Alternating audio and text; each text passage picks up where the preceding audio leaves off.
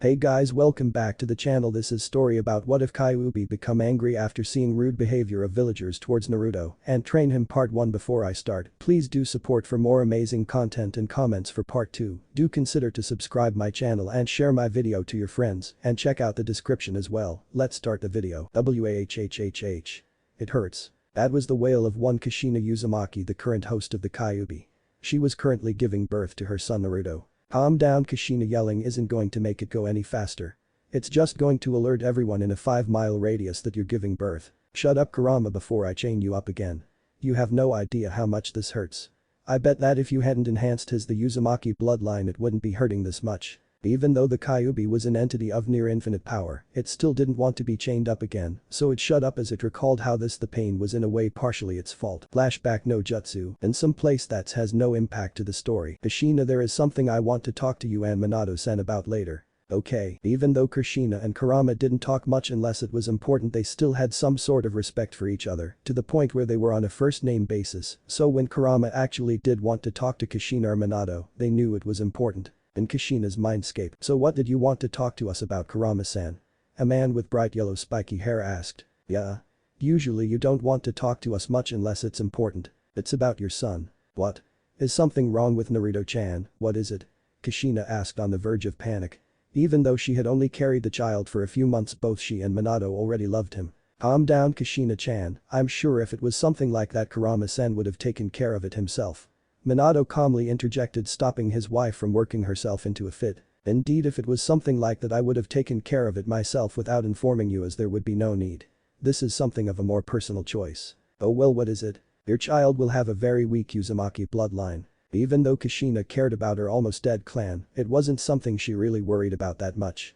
She could just have another child, and she was planning on slowly restarting the Uzumaki clan in time, rather than having to be part of the Clan Restoration Act. Her status as a Jinchuriki put an emphasis on her continued mental health, something having multiple husbands could easily disrupt. I'm sorry, but I don't really understand why that would be a problem. I wasn't finished. Having a weaker version of their bloodline, his chakra won't be potent enough to counteract my ambient chakra running through Kushina's body. Because of this, he will most likely have whisker marks. Now that was something that gave them pause. While many Jinchuriki are given some ability due to their biju without having to directly tap into their chakra, almost none of them had any distinguishing physical markers like facial markings. The whisker marks associated with the Kyuubi's chakra were due to the Gold and Silver brothers. The Gold and Silver brothers, Ginkaku and Kinkaku, were two Kumo shinobi who tried to take the Kyuubi for Kumo. They were eaten but survived by eating the Kyuubi's stomach meat. In doing so, they also absorbed some of his chakra, which caused the tips of their hair to turn black and whisker marks to form on their cheeks. Because of this, the Kyuubi's chakra began becoming associated. The whisker mark on their cheeks, formed by some of the corrosive effects of the Kyuubi's chakra. The reason Uzumaki Mito and Uzumaki Kushina didn't have any were because the powerful chakra of the Uzumakis were able to resist the corrosive properties of the Kyuubi's chakra. While they would form if they tapped into enough of its chakra, other than that there would be no constant physical markers. Kushina-chan, that would be like painting a target on Naruto's back. Even though the Hokage's son would definitely be watched carefully, there was no guarantee that someone couldn't slip through to try to obtain the Uzumaki bloodline. It had already happened once. I know, Minato-kun, but what do we do? That is why I called you down here. What do you mean, Kurama-san? Minato asked, unsure what they could do in this situation. Due to having been sealed in two Uzumakis, now I have a decent idea of their genetic makeup. I could manipulate your child's genetic structure so that his Uzumaki genes would become dominate. However, that would open up a new host of problems. What do you mean, Kurama? Wouldn't it just cause his chakra to become stronger? Kushina asked. She understood why the Kyuubi wouldn't make this change by itself, but she didn't understand what other problem it would cause. No, Minato wasn't hailed as a genius for no reason. The gears in his mind were already turning. It would also cause his physical appearance to change. His chakra would become stronger, but it would also cause his hair to turn red. Am I right? Indeed, once again you prove your position as the brains of the relationship. Kyuubi said, ignoring Kushina's indignant squawk. Minato picked up where he left off. That means Kumo might try to kidnap Naruto for their bloodline program, like what they tried to do for you, Kushina-chan. Minato concluded with a frown, remembering the events that lead to Kushina's almost kidnapping. Silence reigned as both Kushina and Minato processed what this meant. There's no contest. While Naruto having the Uzumaki physical traits would make him a target for Kumo, his whisker marks would make him a target for every power-hungry village out there that would believe he held the Kyuubi. Not only that, but there was also a chance that some enemy village would put together that Kushina was the Jinchuriki of the Kyuubi if they got a hold of Naruto and found out he didn't have the Kyuubi. As much as I don't like it, I agree with Minato on this point. Do it. Very well. Consider this my baby shower present to you too. As Kushina and Minato began to fade from the mindscape, Kurama smirked and added almost as an afterthought. Ah yes, by the way, this will probably make childbirth even more painful than it already would be because of my chakra also being in the womb. Just for your information. In the real world, Grandma triple A. Then flashback no jutsu, do you think she'll be okay? Minato asked nervously as he worked to repair the seal. Kurama wasn't trying to break out, but the seal was still collapsing. Of course. Saratobi Bawako exclaimed. This kind of pain would kill a man. But women are strong. Ah, come on, you can do it, Kushina, Naruto. Unknown to those inside the cave, the last Anbu fell as a masked man slipped through the walls of the cave. Ooh, oh, I can see the head. Bawako said, trying to comfort Kushina, just a little more, Kushina. It's okay, Kushina, you're almost done. The Kyuubi offered from inside the seal as its perch on a miniature moon began to crumble. Naruto come-ood. Minato said as he tried to repair the seal. As the sound of wailing filled the room, Bawako hurried to wrap the newborn Naruto as she showed Kushina and Minato their new son. It's a healthy boy. Bawako said with a tender smile. Haha, I'm a father. Minato said with tears running down his cheeks. Naruto, I finally get to see you, Kushina whispered, exhausted from giving birth. Looks like it worked. No whisker marks and a nice tuft of red hair. The Kyuubi said from within the seal with no small amount of pride in its voice. It's not every day you modify the genetic makeup of a human. Were you alright, Kushina? You can relax now. Kurama, just sit tight, I'm fixing the seal. As Minato began to repair the seal, he was interrupted by Bawako's cry as she hit the floor. Turning around, he saw his newborn son in the arms of a man in a black cloak with a mask with one hand over the baby's face. Yondium Hokage Minato Namikaze, step away from the host or your son dies at the ripe old age of 1 minute. How did he slip though the barrier, and what happened to the Anbu station outside? Minato thought as he prepared to move at an instant's notice. Who on earth is he? To his side, his wife moaned in pain as she felt the seal begin to destabilize. Shit, whoever this guy is, he's good. He did his homework and put us in an extremely compromising position. The Kyuubi thought as it tried its best to re-establish the seal. Get away from the host, the masked man demanded as a kunai slipped into his hand. Or do you not care what happens to the brat? Wait, calm down. Minato said as he tried to find some way to stall for time. You're the one who needs to calm down, Minato. I myself am perfectly calm. Seeing as how Minato wasn't moving, the masked man threw Naruto in the air and tried to stab him with a kunai, but before he could, Minato speed past him and caught the baby in midair. As expected of the yellow flash, the sound of hissing was heard from the bottom of the blanket. But what about the next one? Grabbing the baby in one hand and the blanket in another, the yellow flash disappeared. Minato, Naruto. In one of Minato's marked safe houses, a small house in the forest exploded and a man shielding a baby were thrown out by the force. Thank goodness Naruto's unharmed. Grunting as he pulled a piece of wood out of his shin. He forced me to use the Hiraishin. He's after Kushina and Kurama, and now I'm not with them. Gritting his teeth, Minato teleported to the next nearest safe house to put Naruto in a safe place. A secluded clearing. What do you want? Kushina said as she tried to stall for time until Minato arrived. Her seal, spread from her body, was wrapped around 4 stone pillars that surrounded a smaller rock in a lake as she was hung above the smaller rock. To take the Kyuubi from you and destroy Konoha. What? Kushina, this man has the Sharingan. He is going to take me from you. There is nothing we can do at this point.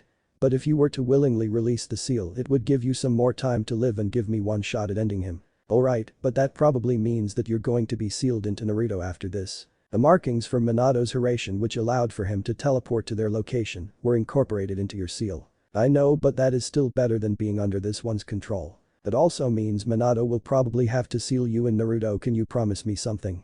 Kushina asked Kurama as tears streamed down her face. Minato is always protecting you. What? He promised me that you will look after Naruto when I'm gone. But now I've gotten him away from you. The masked man gloated as his Sharingan appeared in the single eye hole of his mask. I promise. Furthermore, the seal is weakened after you gave birth. Do you know how long I've waited for this brief moment? And the land shook as the Kyuubi was released to the earth for the first time in almost 100 years. You'll be safe here. Minato said as he tucked little Naruto into a bed. Die.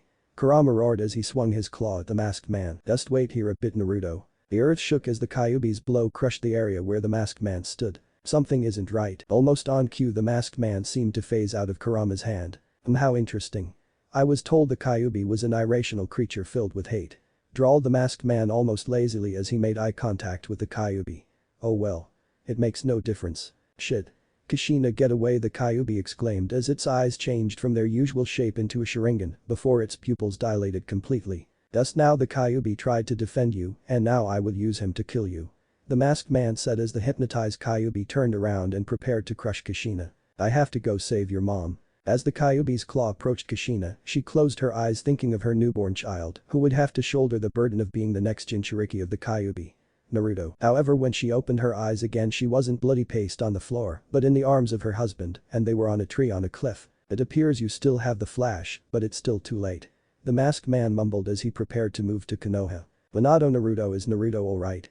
Kushina panted out as she felt her life slowly leaving her. Yeah, he's alright, he's in a safe place now, Minato replied as he turned to glare at the masked man and the hypnotized Kyuubi. Minato, you have to stop that man, and Kurama, he's heading for Konoha. Minato remained silent as he jumped back to the safe house he left Naruto at. He teleported again. It doesn't matter, we now head for Konoha. In the safe house where Minato left Naruto. Why?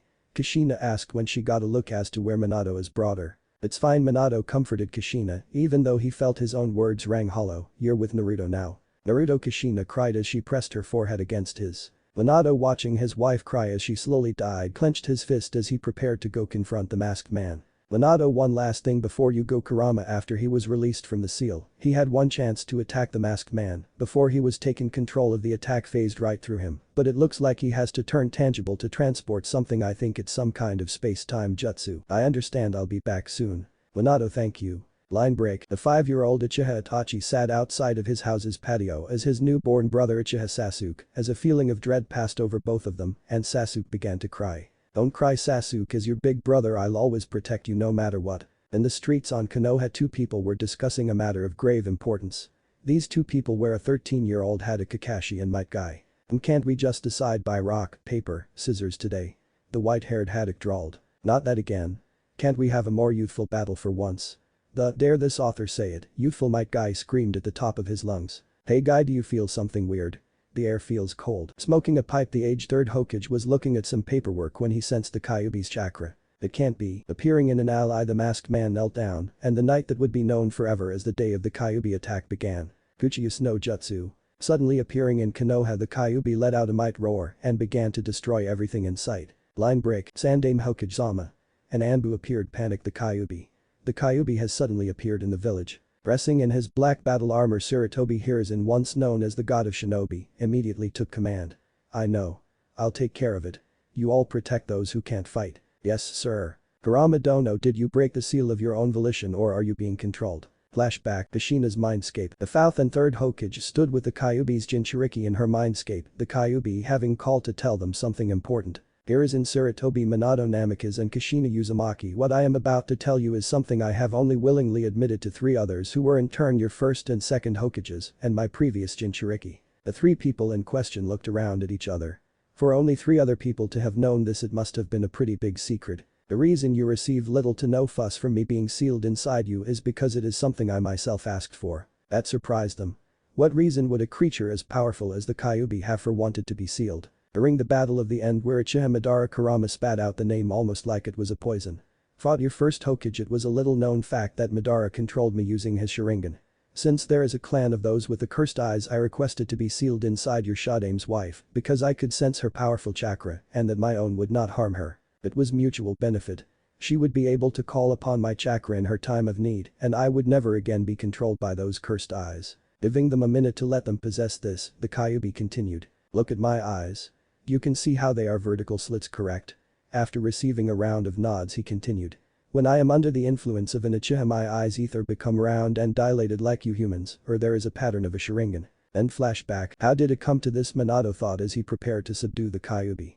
One moment it seemed like his family would have a picture-perfect ending, the next, his wife was dying, his son was going to have to be made into the next Kyuubi Jinchuriki, as no one other than someone with Uzumaki could handle getting the Kyuubi sealed within them, and they had a serious information leakage. Before he could move, however, a hostile presence appeared behind him. Spinning around and lashing out with his Hiraishin kunai, he saw his attack pass through the man. That must be the intangibility ability Kushina warned me about. Minato thought as his hand was caught by the masked man. Since he turned tangible, that must mean he's planning to transport me. As the space around masked man's eyehole distorted, Minato reacted instantly and teleported. He jumped again. I'll have to suck him in the instant I touch him. Near the destroyed safe house. He knows I am one of the only people who could seal the Kyuubi, that's why he's coming for me. The Yondaime Hokage as he prepared for the masked man's arrival. The masked man arrived in a swirling vortex seconds after Minato finished his preparations. Not many people could break through our barriers and have space-time jutsu that advanced, not to mention you got though the Sandium's personal anbu like they were fresh genin, not many people could do that. Who are you? Minato asked as he shifted to a battle stance. Then again I guess it doesn't really matter who you are, but then the question would be why you're attacking Konoha. My guess you could say it was on a whim and for a plan, the masked man said, and he pulled down his hood and revealed a battle chain attached to his wrists. But I will say it was for war, and through that war piece. For a whim and for a plan, that means either that he has some plan for the Kyuubi and attacked Konoha on a whim, or he has some plan that involves weakening Konoha, and getting the Kyuubi was just the means. There is no hope, was all the masked man could say before a kunai phased through his head. It doesn't matter, I lend him to eliminate a threat to Konoha, all the same revenge for my family is just the cherry on top. Speed is, well, one of the fundamental aspects of combat, one of the most important. Maybe in an all-out brawl with no weapons or armor, strength and stamina would also as important, but neither of those could help you when a knife slits your throat. While the Yondaime might not have the destructive wood and water ninjutsu power of the Shodaime and Nidaime respectively, or the jutsu arsenal of the Sandaime, his speed, unrivaled in the elemental nations, his sealing skills, which included his famous Hiraishin which let him teleport instantly to a special seal that he could tag on people things, and his Rasengan, an original jutsu that let him grind through any defense, all combined to make him a near unstoppable juggernaut in battle and first shinobi to be elevated to SS rank in the bingo book and given a flea on side order. This is something the masked man, Toby, Madara or whatever the hell he wanted to be called, was experiencing firsthand. Shit, I don't know what exactly this seal is doing, but I have to get out of here. Toby thought as he blocked another knife strike to his neck as a kunai passed through him. The seal that Toby was referring to earlier was a seal spread out on the ground that Minato prepared before Toby arrived. Basically what it did was interfere with his space-time jutsu, making it so he could only turn one part of his body intangible at a time. Well, it didn't stop it completely, it did stop him from simply turning intangible whenever the Yondaime lunged at him. At the moment he was beginning to feel like a cornered rat. The kunai spread around the seal let Minato teleport to him whenever he got close to the boundary, and when he tried to just suck himself into his own dimension, he just got smacked down before he could finish moving. So far he managed to avoid any fatal wound and getting tagged, but it was only a matter of time. This is taking too long. Minato thought as he sliced at Toby with one arm and finally tagged him with the other arm. There. Teleporting behind Toby, he smashed him into the ground with a Rasengan while simultaneously putting a contract seal on him. Shit. The Kyuubi. Toby thought as the Rasengan exploded, cratering the ground and kicking up dust everywhere. In Konoha, the Leaf Ninja were putting up a valiant effort against the Kyuubi, but it wasn't known as the strongest of the Biju for nothing. Hundreds had already died at its claws, and the destruction of Konoha seemed all but inevitable when suddenly the Kyuubi jerked as if it had been struck by something massive. Noticing this, all the Konoha ninja jumped back as it jumped back outside of Konoha's walls before it lifted one clawed hand and grabbed its head. But Minato and Toby, as the dust began to clear, a figure jumped out holding its arm. Landing on a rock that was sticking out of the now destroyed ground, the figure was revealed to be a badly injured and panting Toby. Ha ha ha, shit, even with all the training Madara gave me I still can't match up to sensei. Turning towards Konoha, Toby thought. That last attack, if the seal hadn't been disrupted by the Rasengan, and if I hadn't made myself intangible before that Rasengan exploded. Dripping blood, the area around Toby's mask began to distort and suck him in. In my current state, going for the Kyuubi would be suicide. You won this battle, sensei. But I still won the war and I'll be back for the spoils. In Konoha, Uchiha. Food cart destroyer. Suddenly appearing out of nowhere, Gamabunta flattened the Kyuubi. Seeing the Toad boss, all the Konoha ninja regained hope. It's Yondaime-sama. Yondaime-sama is here to stop the Kyuubi. Almost as soon as Gamabunta appeared, the Kyuubi disappeared. Minato, appearing from atop the Toad boss's head, jumped and down, handed Saratobi a scroll before disappearing. Curious at what the scroll contained, the Sandaime opened the scroll, scanning it before his eyes widened and burning the scroll. Gritting his teeth, Saratobi located Minato's chakra signature and sped after him. What the scroll contained at the front of his mind. Masked man with Sharingan attacked after birth. Released Kyuubi. Drove off masked man. Sealing Kyuubi. Take care of my son. Miles away from Konoha. I'm guessing you beat the man with the mask. My head is pounding. Yeah, haha, I need to put up a barrier so no one interferes. I'm almost out of chakra. Let me, I still have plenty of chakra, Kushina said as chains shot out of her back, crossing to form a makeshift barrier. I'm guessing you plan to seal me in the child. The Kyuubi said as it saw Minato summon a ceremonial pedestal. Wait, that's the Haki Shiki Fuin 8 trigrams dead demon seal. You'll die if you use that. Kushina exclaimed. "What are you doing, Minato? There's no reason for you to use that seal." The Kyuubi said, just as surprised as Kushina. "There is a reason. First is that I don't plan on just making this a seal." Minato began to explain as he ran through seals. "If Naruto had been born without the Uzumaki bloodline, I would have had to seal half of your chakra in the death god with me, but since he was I don't need to. Well, the seal will dilute your chakra to stop it from unintentionally harming Naruto's undeveloped coils. Once it is released and Naruto can handle your undiluted chakra, it will then work as a gate.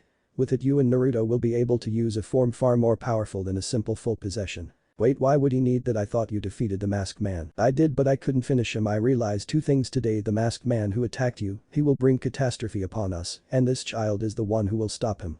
Minato said as he finished the last seal and summoned the death god to seal the Kyuubi into Naruto. "Any last words?"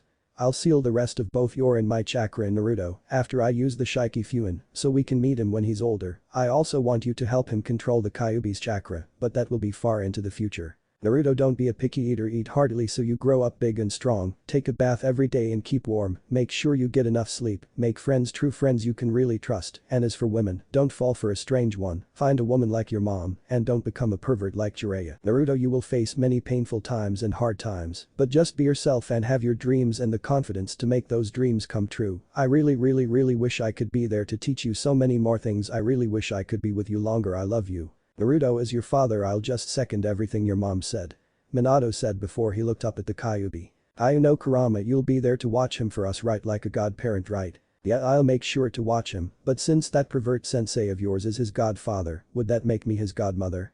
Kurama joked with a grin. "Hey, yeah, I guess it would. Alright, are you ready, Kushina?" Kurama. "Yeah. Yes." Fuin. It was a sunny day in Konoha no Sato, and a boy with spiky bright red hair and blue eyes was playing alone in the forest. This boy was Naruto Uzumaki. Since the people at the orphanage weren't very nice to him, he usually liked to be left alone. Sure, he could just jump around and make a lot of noise so that people would look at him, but there was this funny voice in the back of his head that told him not to. Granted, he couldn't really hear the voice very well, but he understood it was basically telling him drawing attention to himself would be a bad idea. It was pretty easy to avoid people because he could, in his own words, feel this weird feeling where people were. Some people felt really big, like the old man in the funny hat who was nice to him, or that man with the white spiky hair who sometimes followed him around. When he asked the old man in the funny hat about him, he said that the person was a friend of his parents, and while he couldn't take care of him, the man wanted to make sure he was safe. But everyone felt different in some way. There were other people who followed him, but once the man with the spiky white hair got to them, they either went away or disappeared. Thinking about it, there weren't any other people who had as big a feeling as those two in the entire village, and there was another person with a big feeling coming into the village. Kakashi had it couldn't help but smile as he saw his sensei's son scamper off into the foliage. The boy was just enough of both of them to be in his comfort level. If he was a carbon copy of either Sensei or Kushina ni Kakashi didn't think that he could look at him without feeling the overwhelming guilt that anchored him to the memorial stone on a daily basis. It would be like reminding himself who he failed whenever he looked at the boy.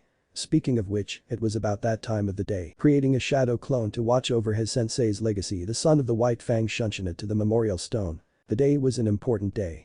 An ambassador from Kumagakure was in Konoha to try to negotiate a peace treaty, but many of the upper-level shinobi, including the Hokage, were wary of him. Many of them still remembered the failed kidnapping of Uzumaki Kushina many years ago, and they wouldn't put it past Kumo to try it again, especially with her orphan son running around. Honestly, who else in Konoha has that bright red hair? Nighttime, just outside the Hyuga compound, a figure darted out of the Hyuga compound carrying a black bag the size of a small child.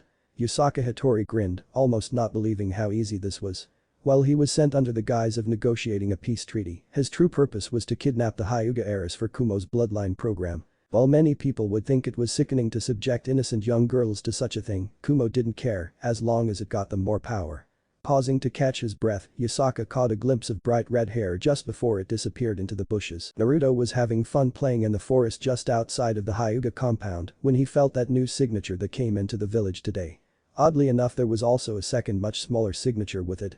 Deciding to check it out, he hoped through the bushes until he saw the person carrying a child-sized black bag. Figuring that the second signature was coming from that bag, Naruto jumped off to warn the man with the spiky white hair. He was nearby. "Shit, I can't let that brat warn the village's security," Yusaka thought as he chased after our protagonist. Bursting into a clearing with an odd stone, the Kumo Jonin managed to grab the child by the hem of his shirt. Finally having caught up to the kid, Yusaka finally got a good look at him and a feel of his chakra signature. Wait, bright red hair, massive chakra reserves for his age, holy shit. This kid is the last Uzumaki.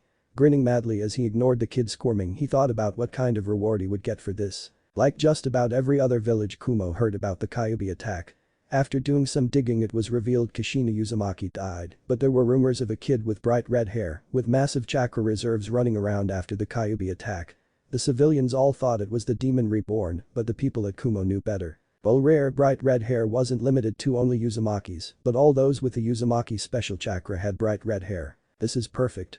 When I take you and the Hyuga girl back to Kumo for their bloodline program, I'll be set for life. Slamming the still squirming kid on the ground, Yasaka prepared to knock him out when he felt a prick on the back of his neck and then knew nothing but darkness. Kakashi sighed as he finished tying up the Kumo nin, who tried to kidnap the Hyuga heiress and his sensei's son.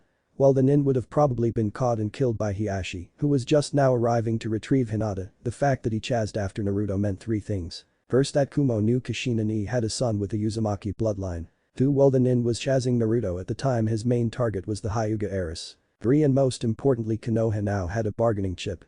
If the nin had been killed, even though he was trying to kidnap the heiress, the treaty still meant that Kumo would still been able to demand reparations. However, since they had the man alive and caught him in the act of trying to kidnap the heirs of two clans, not that one of them knew that yet, there was nothing that Kumo could demand from a legal standpoint, and Konoha now held all the cards. Turning around and looking at the red-haired boy clinging to his leg, he slowly patted him on the head to calm him down. It's alright, Naruto.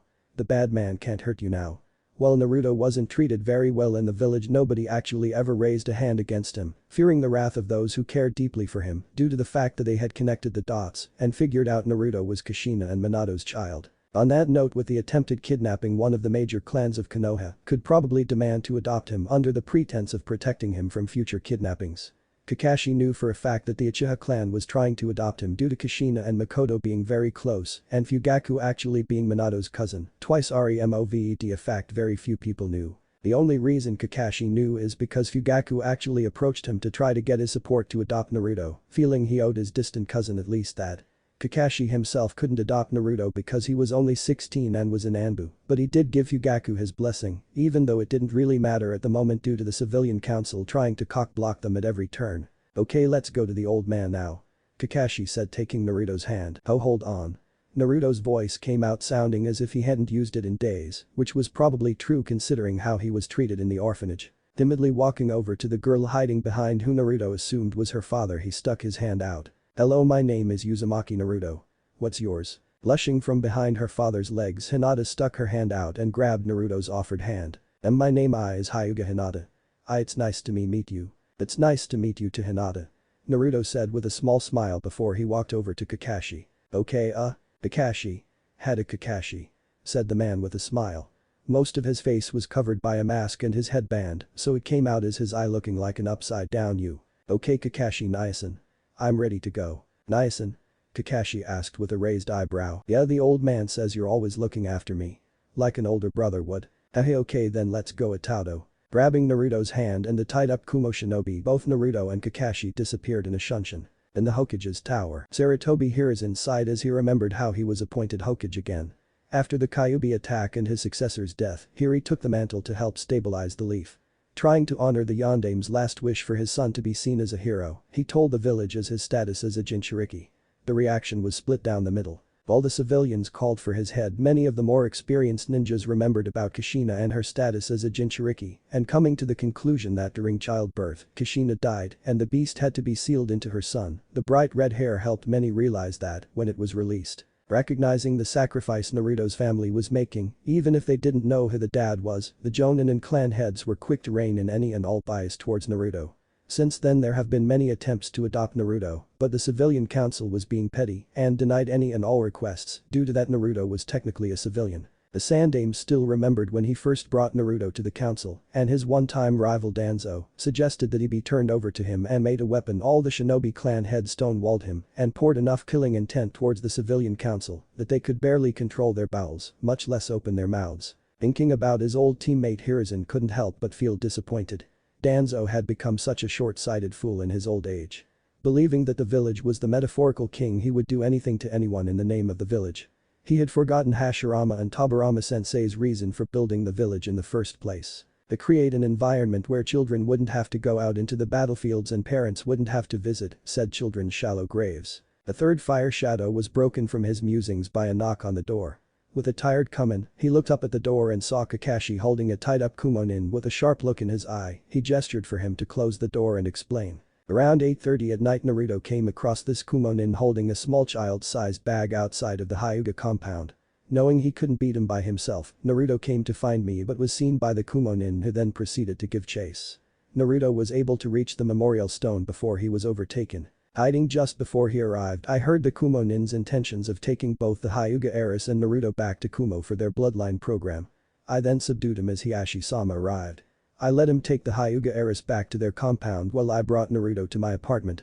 After that I came here to report to you, sir. Sarutobi sighed as he took out his pipe and lit it with a small Kaiten jutsu. Take him to Ibiki and call the council for a meeting. Honestly, it wasn't surprising. Once you've seen one warmonger you've seen them all, and Sarutobi had to deal with one on an almost daily basis. Still, it was somewhat disappointing that Kumo played down to their expectations. Every Konoha Anbu was deployed, creating an impregnable barrier around Konoha. No one was getting out without them knowing. At least he could use this. Now they had a bargaining chip against Kumo, and he could use this to strong-arm the council into letting a clan adopt Naruto. Speaking of adoption, he pulled out a stack of papers out from his desk drawer. After the Kyuubi attack and the matter of Naruto's adoption came up, Uchiha Fugaku was the first one to offer.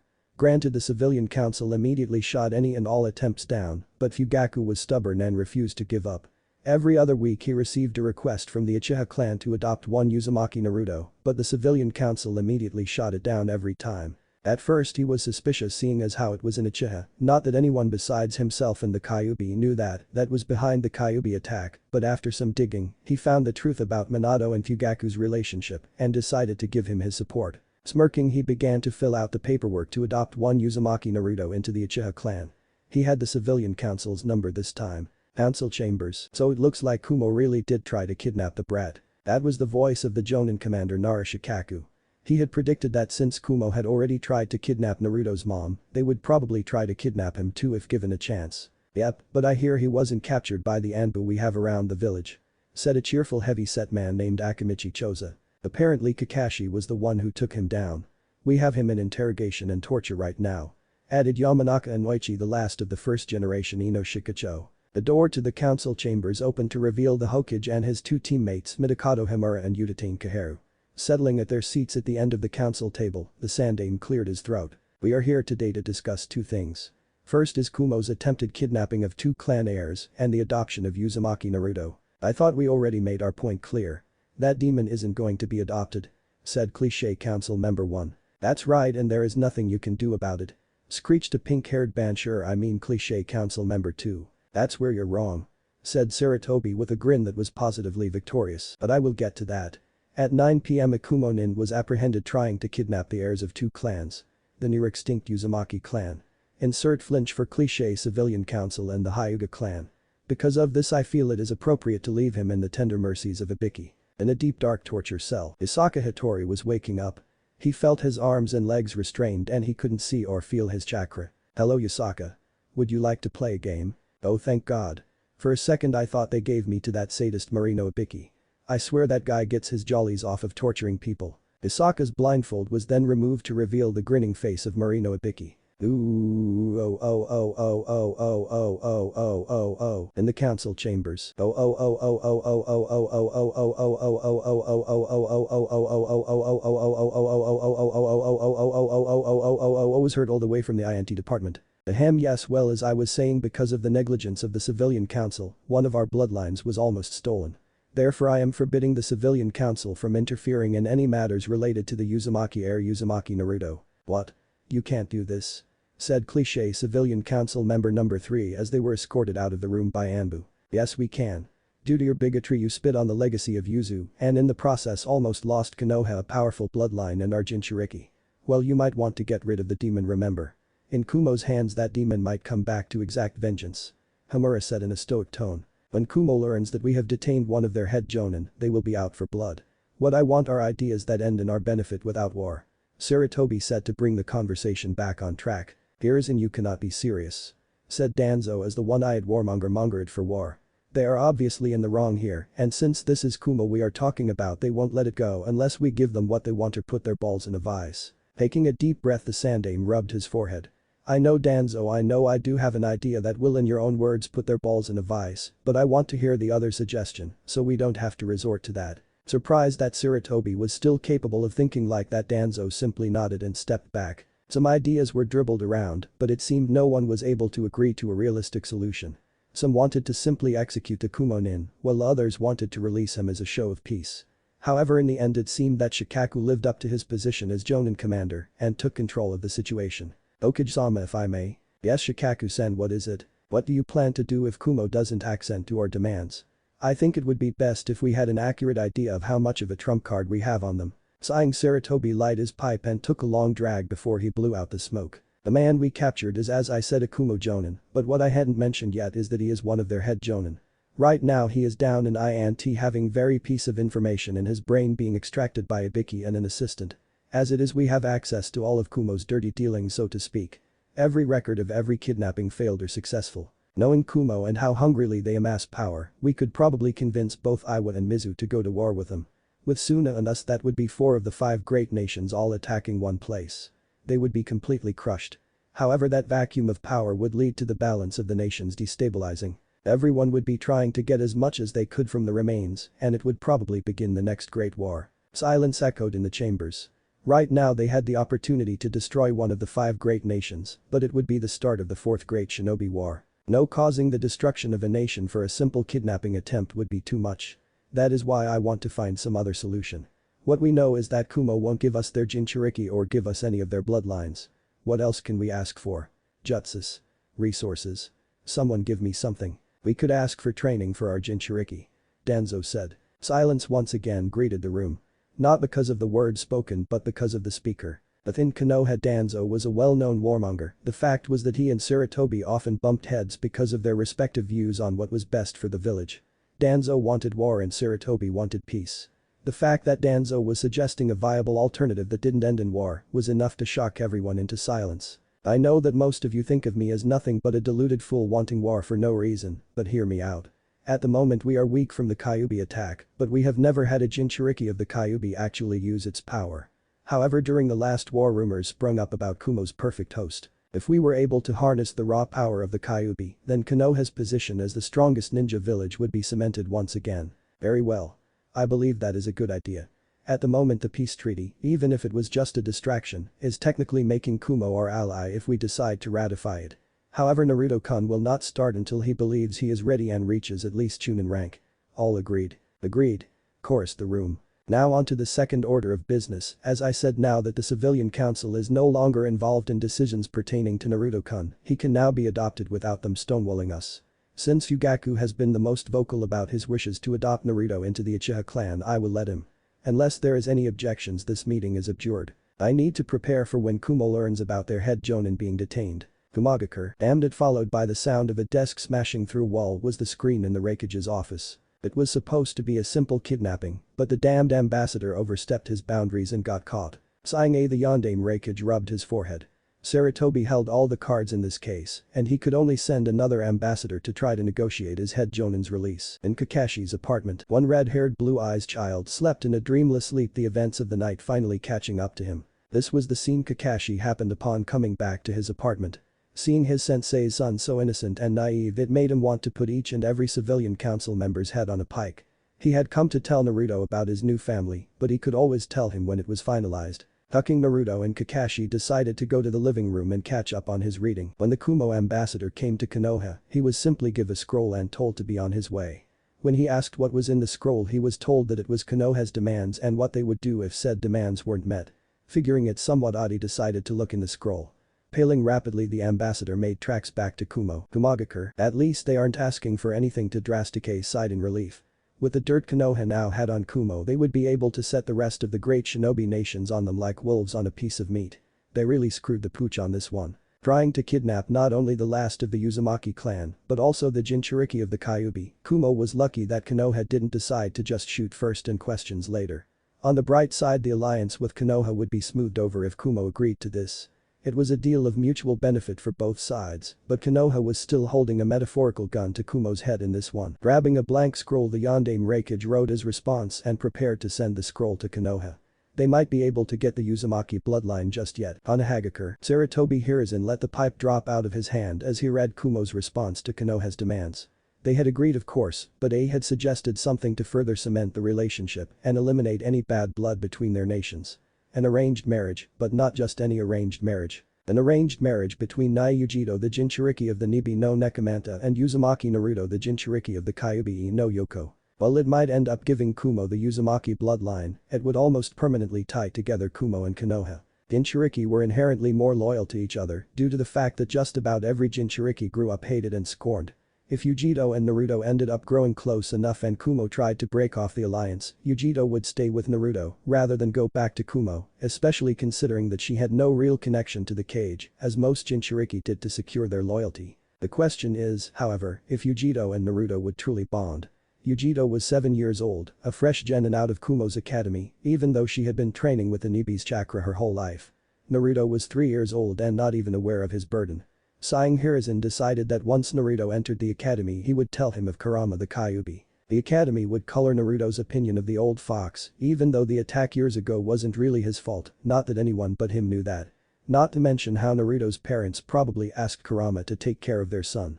The reason the old fox hadn't made contact yet was probably due to how pumping enough of its chakra to forge a link to the boy would have killed him. All things considered, this is alright for now. I hope Naruto can forgive me when he learns about this. A 6-year-old Naruto was running though the Uchiha compound.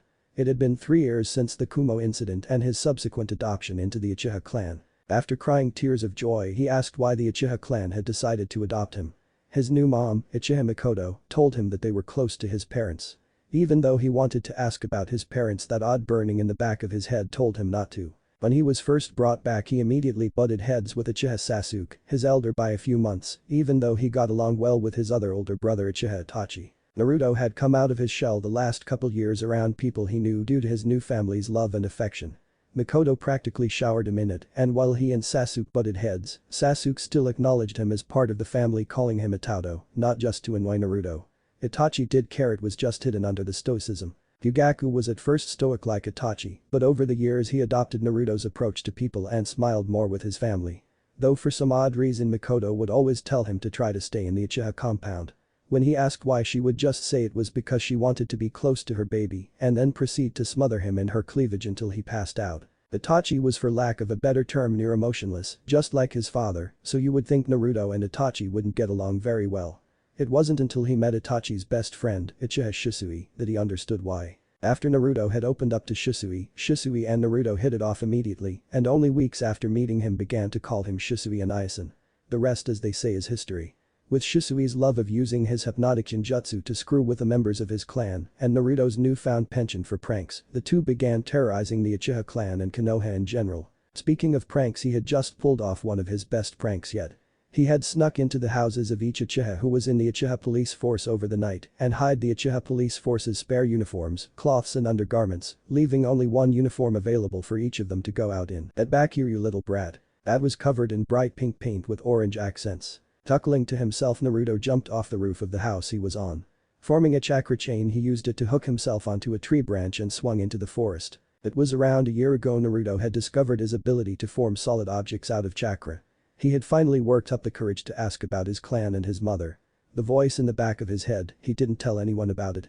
They would think he was crazy. Told him not to ask about his father just yet, but since Mikoto had said she and his mother were very close, he decided to ask her about his clan and his mom. Apparently he was part of this clan that was very good at Fuinjutsu and had a bloodline that had at least one of 3 traits. The first of these traits was increased longevity and larger chakra reserves. Everyone born with Uzumaki blood in their veins had these. And Uzumaki who was 40 years old would look 20. In fact, the longest any recorded Uzumaki had lived was almost 300 years. The second was the ability to sense the people around them and their chakra levels. This was called Mind's Eye of the Kagura, and Naruto had been passively using this trait in his early years to avoid other people. The last and rarest trait was the ability to shape their chakra into physical forms for combat or just convent uses. Mito, the Shodai's wife, and Kushina Uzumaki had this trait, Mito's taking the form of a dragon, while Kushina's taking the form of chains. When Naruto tried to do this with his chakra, he found he could shape his chakra into just about any form, but the strength and stability depended on his focus and how much chakra he put into the construct. When he had gotten into an argument with Sasuke about which of their bloodlines would let them be a more awesome shinobi, even though Sasuke hadn't unlocked his Sharingan yet. Itachi had simply bonked both of them on the head and told them it wasn't the quality of the tools that determined a shinobi's worth, but the shinobi himself. After finding out about his clan, Naruto immediately began training to unlock his chakra. It took him several weeks, but he had eventually unlocked it and had begun practicing making shapes out of his chakra. When he would get tired from practicing with his bloodline, he would read books about Fuinjutsu. Soon enough, Mikoto had found out and expressly forbidden him from practicing seals, even though she was more than happy to let him read about them. She had even given him a book about sealing, but for some reason she was adamant about him reading about a section that described Jinchuriki. Jinchuriki were people who had these things called biju sealed inside of them and were able to access the power of previously mentioned biju. Apparently a biju attacked Konoha 6 years ago, but the Yondaime Hokage used a jutsu to defeat it at the cost of his life, but Naruto wasn't sure exactly how one was supposed to kill a sentient massive chakra. Dropping into a clearing in the forest with a roll, Naruto stopped for a second to focus his mind's eye of the Kagura. Sensing that the police force had apparently given up and gone back to look for their hidden cloths, Naruto laid down eagle spread on the soft grass and closed his eyes to think about the thing that had been bugging him for the last week, the Kyuubi attack. There were so many inconsistencies in the stories the adults told the children, it was like some bad plot in a shonen manga. For one, the Kyuubi just appeared in the center of Konoha for no reason. If it had some from somewhere, then Konoha would have been able to see it ahead of time and prepare, but no, the Kyuubi just popped up in the center of Konoha and began killing people. That made no sense. The only way for the Kyuubi to just appear inside of Konoha was if someone summoned it there, something he highly doubted with the amount of hate Konoha had towards the Kyuubi itself. Also, since after the battle of Uchiha Madara vs Senju Hashirama, the Kyuubi was sealed inside Uzumaki Mito. Now that he actually thought about it, his mother's last name was Uzumaki, and when Mito died, since there was no report of the Kyuubi rampaging, so that meant it was probably sealed inside another Jinchuriki who was kept secret, probably so that people wouldn't try to assassinate that person. Wait, seals Jinchuriki people who had biju sealed inside them Uzumaki Mito, the Jinchuriki of the Kyuubi, his mother Kushina Uzumaki Kushina, the Uzumaki bloodline of more powerful chakra, the date of the Kyuubi attack October 10th, his birthday, the Yondaime was a seal master, and everything fell into place. The glares, the hatred, why people treated him even worse on the Kyuubi festival, why Mikoto wanted him to stay inside the Uchiha compound. It all made sense. When Mito had died, the Kyuubi was sealed inside his mother Uzumaki Kushina. At some point Kushina had gotten pregnant with him. During childbirth she must have died, causing the Kyuubi to break free. The Yondaime had come to seal the Kyuubi, but he couldn't just seal the Kyuubi into anyone. The Kyuubi's chakra was extremely powerful, and whoever he sealed the Kyuubi into would have been roasted alive by the seal due to the Kyuubi's potent chakra, unless their chakra was powerful enough to counteract it. Powerful like the chakra of those from the Uzumaki clan. Wait, if he was the Kyuubi's Jinchuriki, then the Sandaime would have told him right. His family would have told him right. They wouldn't have kept him in the dark about something this big. That's right, thought Naruto as he panicked and lifted his shirt to see if there was a seal and channeled chakra. Tusan and Kachan would have told me when I asked them why people were always mean to me. Itachi Nai and Shisui Nai would have told me when I asked them what happened to the Kyuubi. Sarutobi Jiji would have told me when I asked why I always had to hide during my birthdays so the mobs wouldn't hurt me.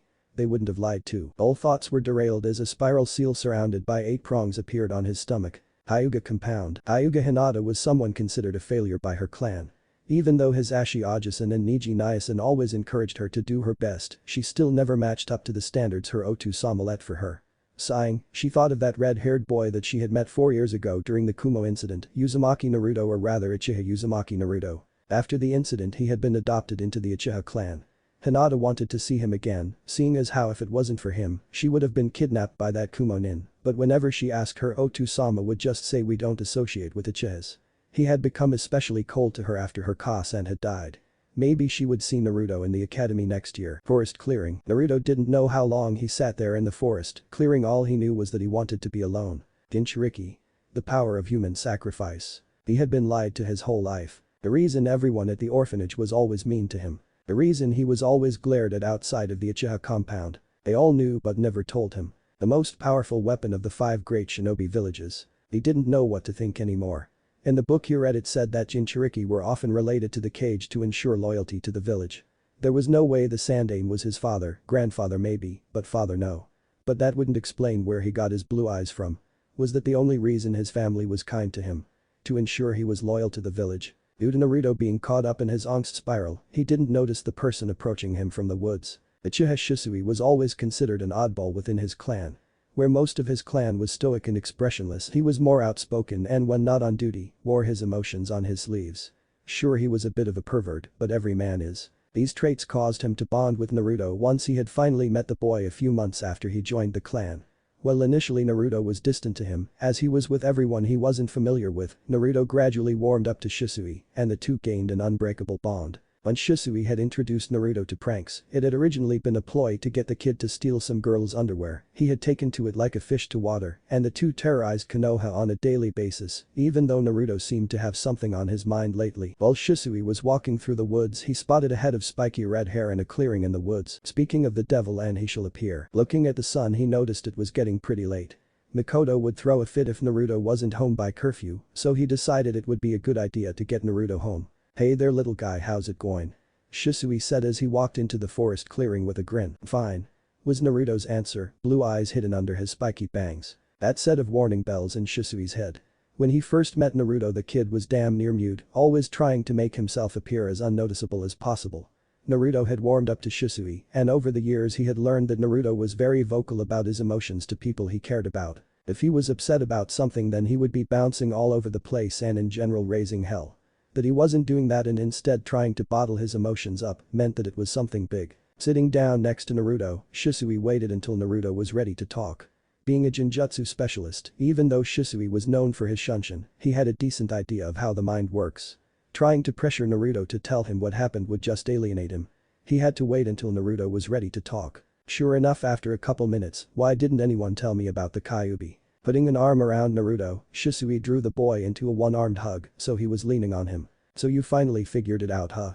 The Sandame's law forbid people from talking about Naruto's status as a Jinchuriki, but it didn't stop someone from comforting him once he finally found out. "Well, there's a law that the Sandame passed after the Kyuubi attack that actually stops people from telling you under penalty of death. But still, why was it kept a secret from me when everyone else knew?" Naruto asked, not understanding why the Sandame passed that law. "The same reason that Mikoto Abe-san tried to keep you in the Uchiha district as much as possible. She and the Sandame wanted you to have as close to a normal childhood as you could, even with your burden. Don't think for a second any of us kept it from you out of spite. We just didn't want to see you grow up so fast," Shisui said as he rubbed Naruto's head. "Oh, I guess I understand, Shisui Naichin. That must be why Mikoto-kasan wanted me to read that section about Jinchuriki in the Fuinjutsu book, so I wouldn't be confused and think I was the Kyuubi," Naruto said as his eyelids drooped. "That's right, Naruto-chan, me, Fugaku Aji-san, Mikoto Abe-san, Itachi, all of us, even though our first loyalty should be to the village and our clan, care more for you and Sasuke-chan, more than anything in the world, never forget that," Shisui said with a gentle smile. When light snoring responded to him, he lifted Naruto onto his back and set off for the Uchiha clan head house. Hokage Tower. Sarutobi Hiruzen couldn't help but smile as he watched his surrogate grandson bond with his self-appointed brother. Still, he mused the fact that he was able to figure out the events behind the Kyuubi attack and deduce that he was its Jinchuriki when all the civilians are still in their own little fantasy worlds is astounding. The boy definitely had Minato's intelligence. Minato was considered a once-in-a-lifetime prodigy for multiple reasons. One of the most unnerving reasons was how he had a way of obsessing about things until he figured them out. His Hiraishin had come from him trying to figure out the mechanics behind the summoning jutsu and his amazing ability of seeing underneath the underneath. It was simply impossible to hide things from the former Yondaime. He had figured out Kushina was the Jinchuriki of the Kyuubi only months after having known her. Granted, it took a year for him to finally figure out she was a girl and almost a decade to figure out she was in love with him. Moving on. Long story short, it seemed Namika's men were surprisingly observant when it came to things no one else would see, but because of this, when something was obvious it would go right over their head. Sighing, Sarutobi figured that Naruto, if have to meet the Kyuubi sooner or later, it would better for it to be sooner if he wanted to. With that in mind, he told his secretary to call someone who he thought would be perfect for the job. Uchiha Itachi was a prodigy. This was something he was complimented about on almost a daily basis. Graduating the top of his class at age 7. Mastering the Sharingan at age 8. Passing the Chunin exams at age 10 and enrolling in Anbu half a year later. Many were already saying he was on his way to Anbu captain. Yet almost nobody truly understood him. That small list included his little brothers, his best friend Shisui, his mother and more recently his father. Itachi let out a small smile at the thought of his adopted younger brother Uchiha Uzumaki Naruto. The boy had this odd ability to have people just gravitate towards him. Where once his father was cold, distant and almost ignored Sasuke, after living with Naruto for a year he began to change. He became more emotional. Spent more time with his family and no longer ignored Sasuke or doted on Itachi. Sasuke was once filled with jealousy towards Itachi for his status as a prodigy and how everyone would always focus on Itachi mellowed out. With a new younger brother to spend time with, he no longer felt as neglected. Even Itachi had been changing slowly. While he was still as expressionless as a rock, he now voiced his opinion more often. Naruto's constant pestering caused him to spend almost all his time not training or in missions with Sasuke and him, and he found himself caring even more for his little brothers. There was nothing he valued more than Naruto and Sasuke's safety. Not even the village. When he brought this up with his mother, she told him that he had his father's charisma and his mother's ability to just pull people into his loop, no matter how hard they tried to swim against the current. A few months ago when he had entered Anbu, he had been informed of Naruto's status as a Jinchuriki.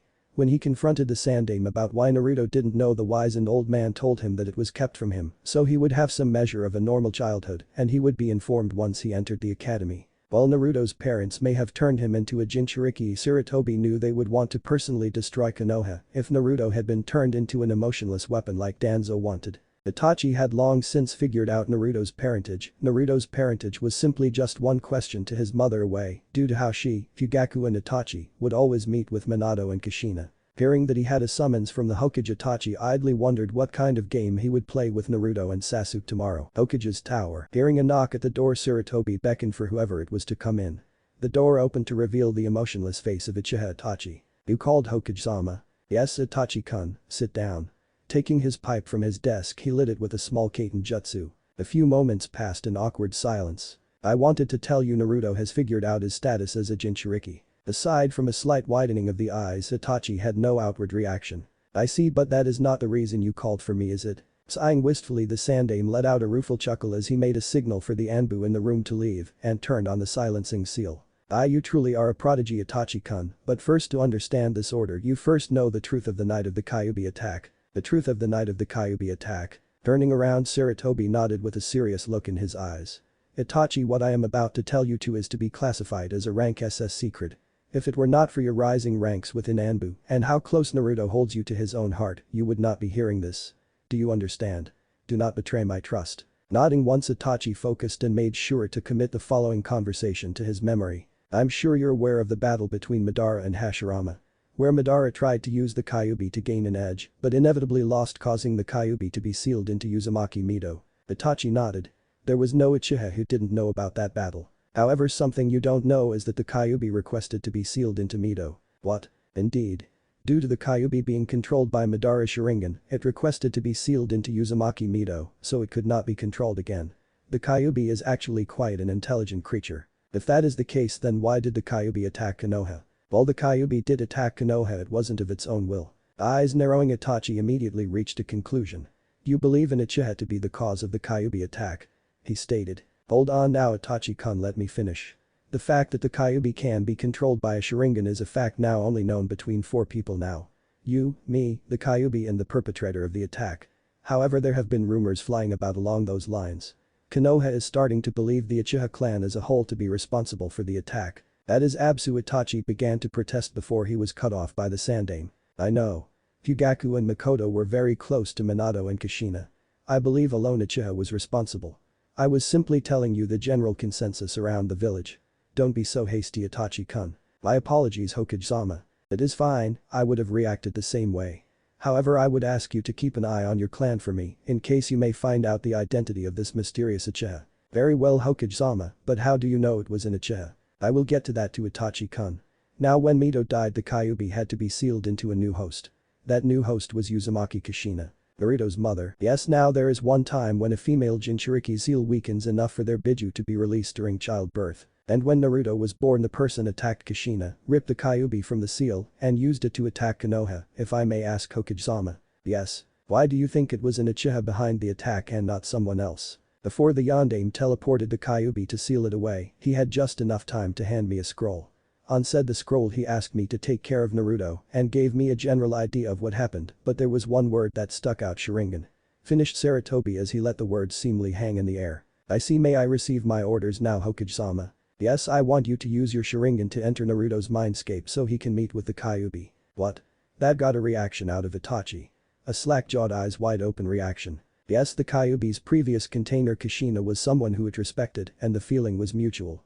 It wouldn't surprise me if Kushina and Minato had asked the Kyuubi to look after Naruto before their deaths. If they did, it would be better for Naruto to meet the Kyuubi and establish a connection now. Sarutobi explained as he took a few puffs of his pipe. I understand Hokage-sama, but what if Naruto doesn't want to? Asked Itachi, having regained his composure. Then try to explain to him that the Kyuubi is an intelligent creature and the attack 6 years ago wasn't of its own will. If he still doesn't want to, then don't force him, but make sure he knows that he will eventually have to meet it. I understand Hokage-sama, may I be excused? Yes. Uchiha clan head residence. When Itachi got home it was about 11 at night. Ah, Itachi-chan. That was the voice of Uchiha Mikoto, a young woman with long black hair and the Uchiha trademark coal black eyes. Have you seen Naruto? He's way past curfew. The voice came from behind Itachi. I got him right here. Turning around, Itachi was met with the smiling face of Uchiha Shisui, with a mop of red hair resting on his shoulder. Ah, Naruto-chan. Thank you, Shisui-kun, he knows he shouldn't stay out this late. Mikoto said, taking Naruto to his bedroom. Ah-san, do you know where Two-san is? I'd like to talk to the both of you. Shisui, you should stay here too. Itachi asked. Yugaku-kun is at a clan meeting, just let me finish tucking in Naruto-chan and I'll be right out. Mikoto's voice came from the hallway. So what's up, Itachi? Shisui asked as Mikoto came back from the hallway. Deciding to be blunt, Itachi just let it out there.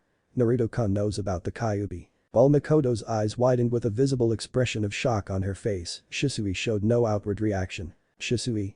Itachi asked, confused as to why Shisui hadn't reacted. I know already. When I came across Naruto-chan on my way back here, he was still anchored to the spot, depressed because he felt that no one trusted him enough to tell him. When I talked to him about it, he was really panicking. He accepted my explanation and forgave you guys for it. He's got a really big heart. Shisui said with a smile on his face. How did he find out? Mikoto asked, planning on talking to Naruto in the morning when he woke up. The brat might have Kushina Obasan's red hair and bloodline, but he has Minato Ajisama's looks and smarts. He managed to figure it out all by himself. It's a good thing you gave him that book on seals, Basan, because he said otherwise he might have thought he was the Kyuubi himself. Shisui said with a smirk. Mikoto smiled at that. I was worried that might have happened. Well, Kushina-chan didn't have that problem. She told me that she was really scared about becoming its Jinchuriki. I had hoped that if Naruto understood that the demon was sealed inside the person, it would make it easier for him once he found out when he and Sasuke entered the academy. So how is the unrest in the clan? Itachi asked, broaching a topic no one wanted to ask. It's been getting worse. Some of the clan members are even saying we should release the Kyuubi on Konoha. Mikoto said with a frown. No. I'd personally massacre them all before I let them harm Naruto. Itachi sneered with an unusual display of emotion. Anbu or not, he was still a 12-year-old kid. Calm down, Itachi-chan. There is no way Fukaki-kun and I will let it go that far, but we may have to go to the Hokage soon. Mikoto said. We can't let the Uchiha clan stage a coup d'etat. Shisui elaborated. Konoha is already weakened from the Kyuubi attack. If the Uchiha clan were to rebel, it would be the killing stroke. Even if the Uchiha succeeded, Konoha wouldn't be able to defend herself from her enemies. The rest of the major nations would fall on us like a pack of wolves, and it would start the Fourth Great Shinobi World War. Silence filled the halls for a few moments before Itachi spoke up. We should all get some sleep. I'll make sure to talk to Naruto tomorrow in the afternoon. And with that, the three Uchiha went to bed. Naruto's mindscape. Opening his eyes, Naruto glanced around wherever he was.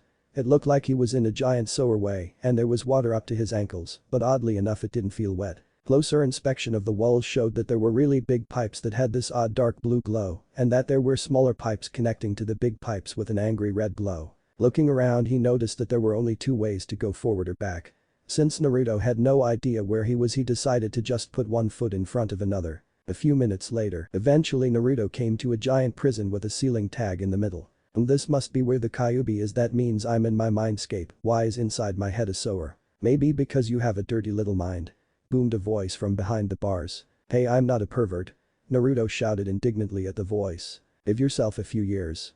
When puberty hits, it hits hard. Was the voice's sarcastic reply. So you're the Kyuubi? I expected you to be more, you know. Evil and all. Release me from my prison, whelp. Said Naruto, feeling odd for having a conversation with what he read was a sentient mass of hate. And I expected you to be taller, Chibi-kun. Boy, I just haven't hit my growth spurt yet. Naruto shouted. His height was always a sore point with him.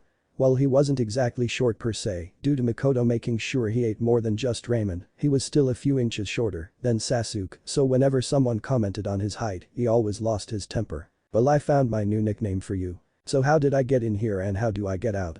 Naruto grumbled looking around. It kind of sucked to be stuck in your own mind when your mind was a sower. You in here because I called you here and to get out you just well I guess thinking yourself out would be the best way to describe it. Oh so why did you call me down here? Naruto asked. Even though the Kyuubi was supposed to be evil, it seemed as though the giant fox man chakra thing was somewhat civil. Even though Naruto couldn't see past the darkness he had the distinct impression that the Kyuubi's eye was twitching. I take offense to being called a giant fox man chakra thing you know. Eh? How did we are in your mind? How do you think? Oh, anyway the reason I called you here is I wanted to get a look at my godson. What? You're my godfather Naruto yelled with wide eyes. Technically I'm your godmother. Your godfather is the white-haired pervert who gave you your frog wallet for your 6th birthday. You mean Irojiji is my godfather? Irojiji was the name Naruto gave Jiraiya. Well he couldn't visit due to maintaining his spy network, Naruto was much as he would have liked he made sure to show up on his birthdays. He and Sasuke would usually spend time with the man at hot springs, even though neither of them understood why he was always looking through that hole and giggling until they took a look themselves. Since that day whatever title Naruto and Sasuke gave Jiraiya always had an Iro in front of it. Wait if he's my godfather how come I only see him a few times each year? Naruto asked with a frown. He is an important man to Konoha Chibi-kun. I'm pretty sure that while I was sealed in your mother I only saw him around 3 or 4 times a year and even then it was Kushina going to meet him and your father. So any other questions? After this I would like to form a mental link. It will hurt like crazy but you won't have to come into your mind to talk to me anymore. Why did you attack Konoha and who is my father? Ah yes the $1,000,000 questions I can't tell you who your father is just yet. He had a lot of enemies and people finding out you were his son is a bad idea but I can tell you the events of October 10th. Some shifting was heard from behind the darkness. Naruto assumed that since the Kyuubi was getting comfortable it was going to be a long story so he just sat down on the floor. Long story short an Uchiha attacked your mother while she was giving birth to you, took control of me, used me to attack Konoha and then I was sealed inside you. Naruto somehow face fell while he was sitting but then one part stuck out to him. Wait you said an Uchiha was the one who attacked you and my mom? Yes but do not take one's actions as an action of the group. There is a reason why I am just now contacting you and haven't told you to be wary of your family. Naruto would swear he heard the Biju mutter something about insane Tanikas but he couldn't be sure. Wait what happened to my dad? I can't tell you exactly how but he loved you and died to protect you. It was technically true. Minato did love Naruto and he died to give Naruto the power to protect himself in the future. Even though Naruto didn't know who his father was it still made him feel warm inside to know that his father loved him. Okay so is there anything else? No I'll talk to you tomorrow Chibi-kun. Now get ready for me to forge the link. Mumbling nodded Chibi. Naruto closed his eyes as a burning sensation appeared in the back of his head and intensified until he lost conscious. The next morning, yawning as he opened his eyes, Naruto sat up and stretched. Looking around he noticed that he was back in his room in the Uchiha clan head house. Shisui Nyasan must have brought me back last night. Naruto mused as he put on a bathrobe. What an odd dream I had last night I guess finding out I was the Kyuubi's Jinchuriki affected me more than I thought. That was no dream Chibi-kun. So I'm guessing the link is connected. Naruto said as he stepped into the bathroom and began brushing his teeth. Yep. You now have a voice in your head. Congratulations you're officially crazy. Meh, really? Just a meh? Yeah I mean it's only one voice and it's pretty cool to be able to talk to someone who is supposed to be thousands of years old, you know. Naruto replied to the Kyuubi as he turned on the shower. I suppose that's true Minato, Kushina, forgive me. Your son has become weird. But most people would be freaked out by having a voice in their head. It's not really that bad. It sort of reminds me that you'll always be there for me in a way and I know you're real so it's not like I have an imaginary friend or something. Yes I suppose the fact that I am real would made you feel less insane. Turning off the shower Naruto dried himself off, got dressed and headed to the dining room for breakfast. Dining room, Makoto was lost in her thoughts as she prepared breakfast for her family. When Fugaku got home last night he told her that the unrest was getting really bad and they would have a rebellion on their hands in a year, maybe even less. The elder council members were already trying to pressure Fugaku to let them use Naruto as a bargaining chip, something he absolutely refused to do. Sighing she let her thoughts drift to what would happen if the council refused to back down and the Hokage caught wind of what they were trying to do. Well Hiruzen might try to find a peaceful solution at first he was the Hokage and had to do what was necessary for the village. The Uchiha clan would have to be wiped out completely. There could be no witnesses, no way to link it back to the village, it would have to be a complete slaughter. Otherwise the other clans would fear being wiped out and rebel. When Fugaku got back last night and she told him Naruto knew of the Kyuubi, the look her husband had on his face was absolutely murderous. When he demanded she tell him who told Naruto, she simply smiled, shook her head and said that Naruto-chan is truly his father's son. Understanding that Naruto found out on his own, Fugaku couldn't help but let a prideful smile show on his face. While Naruto might not have been Fugaku's son biologically, he loved him just as much as he loved Sasuke and Itachi. A huge contrast to the man 3 years ago, who only focused on grooming Itachi to be the perfect clan head and ignored Sasuke. Over the last 3 years Naruto had truly changed their family for the better, bringing them all closer together. A glance over at Fugaku, who was sitting at the dining table waiting for Naruto to finish showering, as Sasuke was still asleep, showed that Fugaku's face showed no nervousness. Even though Shisui had told her that Naruto had understood why they kept the knowledge of the Kyuubi from him, Mikoto still felt that she should apologize. Even though Fugaku had only responded with a trademark Uchiha, she knew he felt the same on the inside. As Naruto came into the dining room, spiky red hair bouncing, Mikoto finished setting the table and ushered him over. Sasuke was still sleeping, and Itachi was out buying Pocky, so now was the perfect time for their talk. "Hey Naruto-chan, can we talk about you know it? You mean the Kyuubi?" said Naruto with all the subtlety of a sledgehammer. Well yes, your father and I just want to say we are sorry and we hope you understand why we kept it from you," Mikoto said, gesturing at Fugaku, who just grunted even though he did look sorry. "It's okay Ka-san, Two-sen, I understand. Shisui Naya-san explained it to me," Naruto said with a big smile before he went back to eating. Mikoto smiled and shared a look with Fugaku. That was just like Naruto.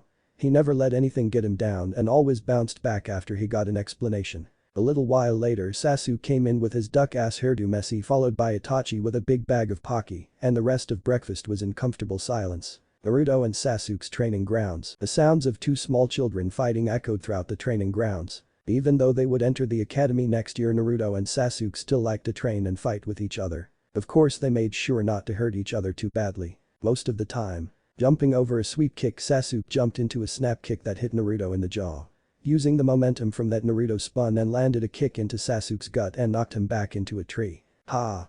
It's my win this time, Sasuke," Naruto said while he nursed his jaw. "Chen.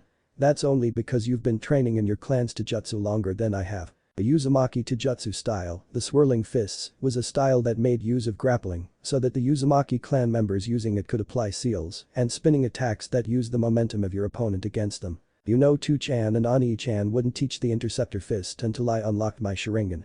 If I had my Sharingan I would have won. Sasuke mumbled, wiping some spit from his chin. Naruto hit really hard. "No, I would have still won," Naruto stated in a matter-of-fact tone. "The only reason I don't use my bloodline is because you don't have yours yet, and since I've had more experience with my bloodline I would win," Naruto said, sticking his tongue out at Sasuke. Growling, Sasuke stood up and tackled Naruto to the ground, where they began their fight again. Itachi let a smile cross his face as he watched his two younger brothers spar. Even though Naruto liked to say he always won, Sasuke actually won about half the time. Naruto just liked to gloat. Naruto had really taken the news of the Kyuubi in stride after Shisui had sat him down and explained everything to him, though Itachi did wonder how Naruto would react to meeting the Kyuubi. Chuckling as he saw Naruto tie Sasuke against a tree with his chakra chains, Itachi decided he would do anything to protect those innocents. After all, these peaceful days were numbered. After Sasuke had gotten Naruto to unchain him from the tree and the two had decided to take a break, we found our future protagonists lounging about eating the lunch Mikoto made for them. "Hey Sasuke, Chen. I'm the Jinchuriki of the Kyuubi," Naruto said. Subtly was never his strong suit. "Cool. Can I have your tomatoes?" Sasuke said without batting an eyelash. Sure," Naruto said in a daze as he handed Sasuke his portion of the tomatoes Mikoto prepared for them. "Wait. I tell you, I have the monster that almost destroyed Konoha 6 years ago sealed in my gut, and all you have to say is cool," Naruto shouted in disbelief. "Now you know how I felt by your lack of reaction to me. Quiet fuzzball. I'm talking to my brother here." "Yeah. What do you expect me to say?" Sasuke said with a perfectly straight face. "I don't know. Be more surprised or something," Naruto said, clutching his head. "I stopped being surprised by you when you somehow laced Itachi's Pocky with laxatives and got away with it," deadpanned Sasuke. "But wait, how did you know it was me? Who else has the balls to touch Itachi's Pocky? When Shisui tried that one time Itachi almost castrated him," Sasuke said with a shiver. Nobody knew why, but Itachi loved Pocky more than Naruto loved ramen. He went through 6 boxes daily and protected it with the fervor of a dying man. It was once said that when Itachi was still a genin, he had wiped out an entire bandit camp just because they made him spill his Pocky onto the ground. Naruto sat there for a few moments in silence, only broken by the sound of Sasuke eating his bento. You should eat your bento before it spoils. Sasuke said as he finished his and began stretching. Naruto began mechanically eating his bento. Why aren't you surprised? Why don't you care? Slowly Sasuke turned his eyes until they met his adopted little brothers. Because it doesn't matter. What? So what if you hold the Kyuubi? That doesn't change the fact that for the last 3 years you lived with me. It doesn't change the fact that we trained together on a daily basis. It doesn't change the fact that we grew up together. It doesn't change the fact that Miyani-chan, Toussan, Ka-san and Shisui Nai-chan all care about you and consider you part of our family. Do you want to know what it changes? Nothing. It changes nothing, Naruto. Sasuke said with conviction in his voice as he finished his stretching and began some chakra control exercises. If anything, I'm only sad that you didn't feel you could tell me this earlier. Had to be honest, I only found out yesterday myself. Naruto said with a smile in contrast to the tears streaming down his face. You always were a little dense. Sasuke said with a smirk. There were no words exchanged until they had arrived home later that day. Later that day, Uchiha clan had house dinner time. So how was everyone's day? HN. It was fun. Me and Sasuke went out training again. Oh, did you two like the bentos I made for you? HN. Yeah, Ka-san, they were great. Another riveting conversation at the Uchiha dinner table. As they were finishing their meal, Itachi told Naruto that he wanted to talk to him in his room. Itachi's room. Naruto, the Sandaime wants me to help you contact the Kyuubi. It's okay. I already talked to it last night. I understand if you don't. Wait, what? Yeah, the night after I figured out I was the Jinchuriki of the Kyuubi, it pulled me into my mindscape so it could meet me face to face and form a mental link. I see. Do you mind if I go into your mindscape just to inspect the seal? Sure, but I'm going to go ahead and warn you. It's a sower for some reason. Naruto, if Shisui ever asks you to steal some girl's underwear again, say no, okay? Amik. The real reason Itachi killed Shisui. Itachi's room after dinner. Itachi's room was as expressionless as he was. There were only 2 pictures on his bedside. His walls were a uniform white and everything else was as bland as could be. Except for the Pocky Bank. Withdrawing some strawberry Pocky from the Pocky Bank, Itachi began munching on the Pocky. Naruto knew whatever it was, Itachi was nervous to be talking about it. Itachi only ate strawberry Pocky when he was nervous. After a few minutes of awkward silence, Naruto decided to fish around to see what had Itachi so nervous. I forgive you for not telling me about the Kyuubi. HN. Nope. Wasn't that. It was something else. Maybe he wants to give you the talk about the birds and the bees. What are the birds and the bees? Hey, why don't you ask Itachi? Itachi Nyasan, what are the birds and the bees? Who told you about that? Asked Itachi with an intense gaze. Shisui Nyasan told me to ask you about it. Naruto said, feeling no shame from painting a target on the elder Uchiha's back. Eyes narrowing, Itachi replied, I see. Suddenly Uchiha Shisui felt a cold hand grip his spine. Whoa. What was that? Shisui said, looking around. Not sensing anything weird, he kept walking. That was odd, you know, I haven't felt that since Sasuke accidentally found my H collection, asked Itachi about it, and Itachi had to give him the talk afterwards. Itachi's room. After an explanation to what the birds and the bees were, Naruto sat there with an extremely deep flush on his face. Itachi was also sitting there, having finished his Pocky during his explanation, with his usual stoic expression, but you could see a slight twitch in his left eye. So this? Naruto said, pointing to his privates. HN. Blush going down to his neck, Naruto continued. G goes into a girl's. HN. And when a guy, Naruto said, the blush going down to his arms and making him look like a nice tomato. HN. I inside a girl's. HN. And TT, that's where Bobby babies come from. HN. What if a girl and a girl? 3 days later, Shisui's body was found drowned in the Naka River. At first glance everything seemed alright with Konoha. But Konoha wasn't alright. There was civil unrest among the Uchiha clan, who were one of the most powerful clans in Konoha. Lately they had been getting more and more alienated due to rumors that the Kyuubi attack 7 years ago was orchestrated by an Uchiha, and there were talks of a coup d'etat. That was something that could not happen. A coup d'etat by the Uchihas would make Konoha too vulnerable to enemy attacks. The Uchiha clan head house. This is getting ridiculous. We can't even let Naruto-chan outside anymore on the off chance that the other clan members might try to kidnap him. Mikoto said with a frown. We really will have to go to Sandaime Sama soon. Fugaku said with a frown. The clan elders are too caught up in their own pride as bigotry to realize that the reason the Uchiha have been getting more and more alienated is because of our pride, not allowing us to admit that no one since Uchiha Madara has been able to control the Kyuubi. The clan has been getting more and more restless, soon they might come at Mikoto and me just to remove any opposition to the coup. Fugaku finished before he turned to Itachi, who had been oddly silent. Itachi, I know you've been acting as a double agent for the Sandaime. I honestly couldn't care less. If anything, I'm proud of you that you're so willing to protect your home, and if we can't find a solution in time, promise me that you will take care of Naruto and Sasuke. Fugaku said with a knowing but kind look in his eyes. Itachi was stunned silent. The elders were trying to get him to murder his whole clan, except for his little brothers. Fugaku was not a dumb man. He had probably figured out that if they were to stop the Uchiha clan before the coup, everyone would have to die, guilty and innocent alike. Otherwise the other clans would become afraid that the same thing could happen to them and rebel. He also knew that as Anbu Captain Itachi reported to the Hokage first and furthermost. Fugaku had basically just told his son. If you have to kill us, I understand. Just make sure to take care of your siblings. I understand too, San. Itachi said as he shakily walked to his room. He managed to close the door before the tears came. Naruto's room. Naruto couldn't let out a sigh as he swung a chakra construct katana round, going through some basic sword katas. The Uchihas had been getting more and more restless. There were even rumors of a coup floating around. About 2 weeks ago, Makoto had asked Naruto to try to stay in the house as much as he could. He understood why. But the Uchiha talking about rebelling, the Kyuubi would be a powerful weapon to have, and he wouldn't put it above the usually proud and arrogant Uchihas to try to kidnap him. Yes, you finally understand why I don't like humans in general very much. Eh? You like my family and I don't, you?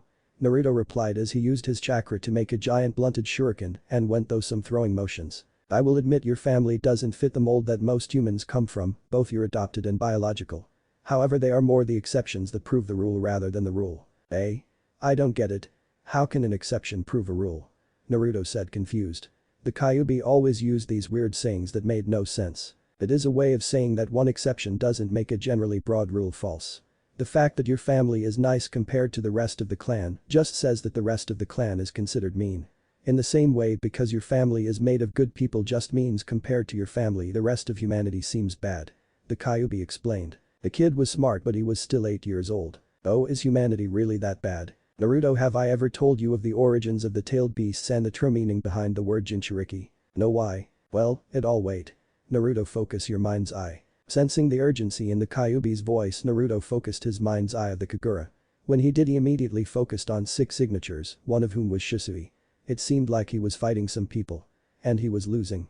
Jumping to his feet, Naruto dispelled his giant shuriken and ran to the spot where he last felt Shisui in the forest. Shisui grunted as he deflected another kunai on his blade, reflecting on how he got into this situation. When talks of a coup got really bad, he went to his commander, Danzo.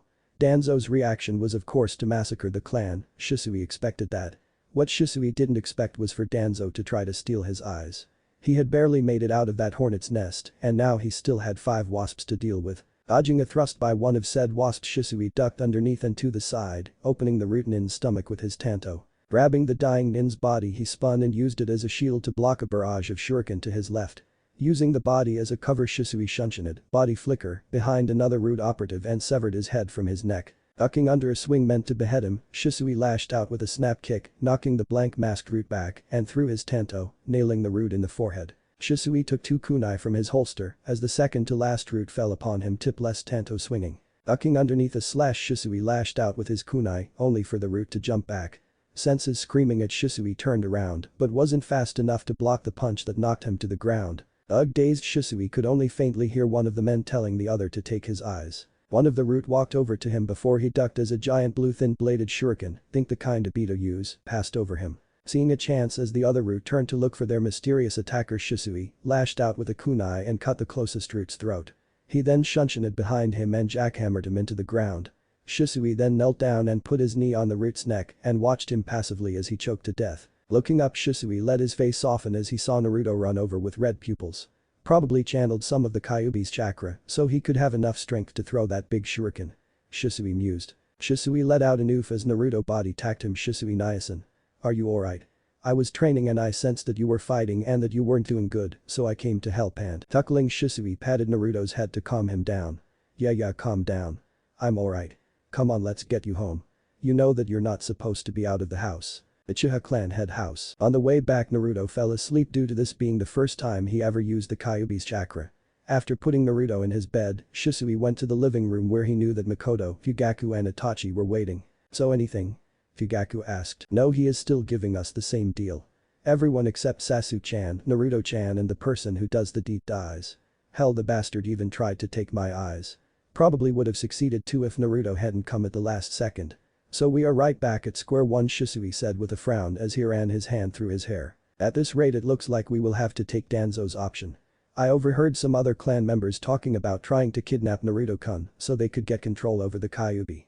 I have a crow following him, but we are running out of time. I know, Itachi, I know. As the four of them headed to the clan meeting, so deep in their thoughts they didn't notice a shadow sneak into the house as they left. Naruto wasn't sure what was happening. One moment he was sleeping in his room and then the next he was bound and blindfolded. Naruto, don't move. Don't let them know that you're awake. Calming himself down, Naruto focused his thoughts inward again. Okay.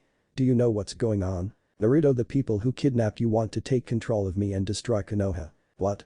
How do you know? I can sense the negative emotions of those around us. What do you want to do? I don't know. What can we do? If these guys get you, then Konoha would be destroyed. No one else in Konoha has chakra strong enough for you to be sealed again. What do we do? How far are you willing to go? What? How far are you willing to go to protect your family? You might not be a shinobi yet, but shinobi stands for those that endure. You want to be a shinobi? Then tell me. How much would you endure to protect your family? Closing his eyes, Naruto thought about his family. These past 4 years had been the happiest of his life. Where he was once in hell, his new family rescued him. They brought him in, clothed him, fed him, loved him. If these people did what they had planned, then Toussaint, Kasan, Sasuke Nai team, Shisui Nyasen and Itachi Nyasen, who all refused to take part in the Kyuubi Ta, would definitely be killed. Remembering the man that he killed to protect Shisui Nyasen, his conviction hardened. To protect those that he held precious, to protect those peaceful days, he would do anything. I'll endure anything. What can you do? There is not much I can do from within the seal, but your body is not completely accustomed to my chakra just yet. In order to get into your mindscape they would have to use their Sharingan, copy we lie. If I focus enough of my chakra in your eyes, I could probably get your eyeballs to melt. They then may try to break the seal by killing you, but if so I can just die with you and it would take me some years to reform. Then do it. Steel yourself, Naruto. It will hurt. Throughout the whole process Naruto didn't even cry out once. Shisui and Itachi were leaving the clan meeting when they heard a crow caw from the skies. Looking at each other they shunshin it in the direction the caw came from. Uchiha Setsuna was your typical power-hungry Uchiha. Even though he didn't unlock his Sharingan until he was almost 20, he still had achieved the 3 Tomo state. Over the past few years as Konoha subtly oppressed the Uchiha, he was in the same opinion as almost all the clan. That they should rebel and take what was rightfully theirs in Konoha. To that end he recommended kidnapping the Kyuubi Jinchuriki and unleashing the Kyuubi on Konoha. When he and 15 other Uchiha had snuck into the clan head's house and grabbed the brat, everything had seemed like it was going according to plan. But once they got to their hideout everything went downhill. When they had taken off the Jinchuriki's blindfold they had found out the brat had somehow got his own eyes to melt. Then when they were planning on killing him to break the seal everything went to hell. A vengeful Itachi and Shisui had then fallen upon them like 2 starving wolves on a piece of meat. They were all ordinary clan ninja. A mostly Chunin and a few genin. They stood no chance against the enraged Anbu captain and his best friend. Everyone was killed in a matter of seconds, Setsuna himself falling to a kunai in the back of the head. Naruto couldn't see what was going on, but when they had removed his blindfold, he had heard several cries of rage. When he had heard someone recommend that they kill him, he heard the swish of a sword and a thump from a body hitting the floor. 10 seconds. Naruto couldn't see it, but that was all the time the enraged Anbu captain and his best friend needed to slaughter the entire room. Hello? Who's there? Naruto said, understandably scared because he couldn't see anything. Shit. Naruto, what did they do to you? A voice that Naruto identified as Shisui said. I'll stay here with Naruto. Shisui, go to Danzo. I didn't want to do it, but this has gone too far. I won't let my clan harm my family or his village anymore.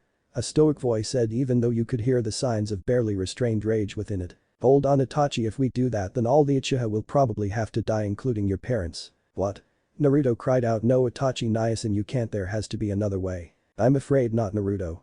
If the Uchiha clan is put down before the initial strike is made, then it will scare the other clan heads into rebelling, which will lead to a civil war.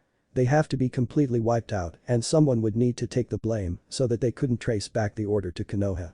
Shisui, I'll give Naruto my eyes and then yo. No Itachi, I already unlocked the Manjikyu, kaleidoscope. The only way to obtain it is in killing your best friend. I'll give Naruto-chan my eyes. Meanwhile you create a shadow clone and have it bring Sasuke-chan here so we can tell him what's going on. We promised we wouldn't hide anything from them after the Kyuubi. Then afterwards I will use my Kodamatsukami, distinguished heavenly gods, to seal his memory until he unlocks his Manjikyu, and I'll also tell him how to unlock it without killing the person closest to you. Kyuubi, if you can hear me, I would ask you to seal Naruto's memory. Give me some sign if you understand and can do it. Shisui said in an uncharacteristically calm voice. What, no, you can't do that, Shisui Niasen. No. Please.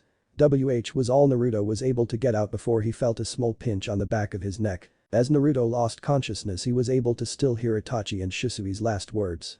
When you are ready to start training with the Manjikyu, go to the Naka Shrine. In the main hall beneath the 7th tatami mat on the far right is the secret meeting place of the Uchiha.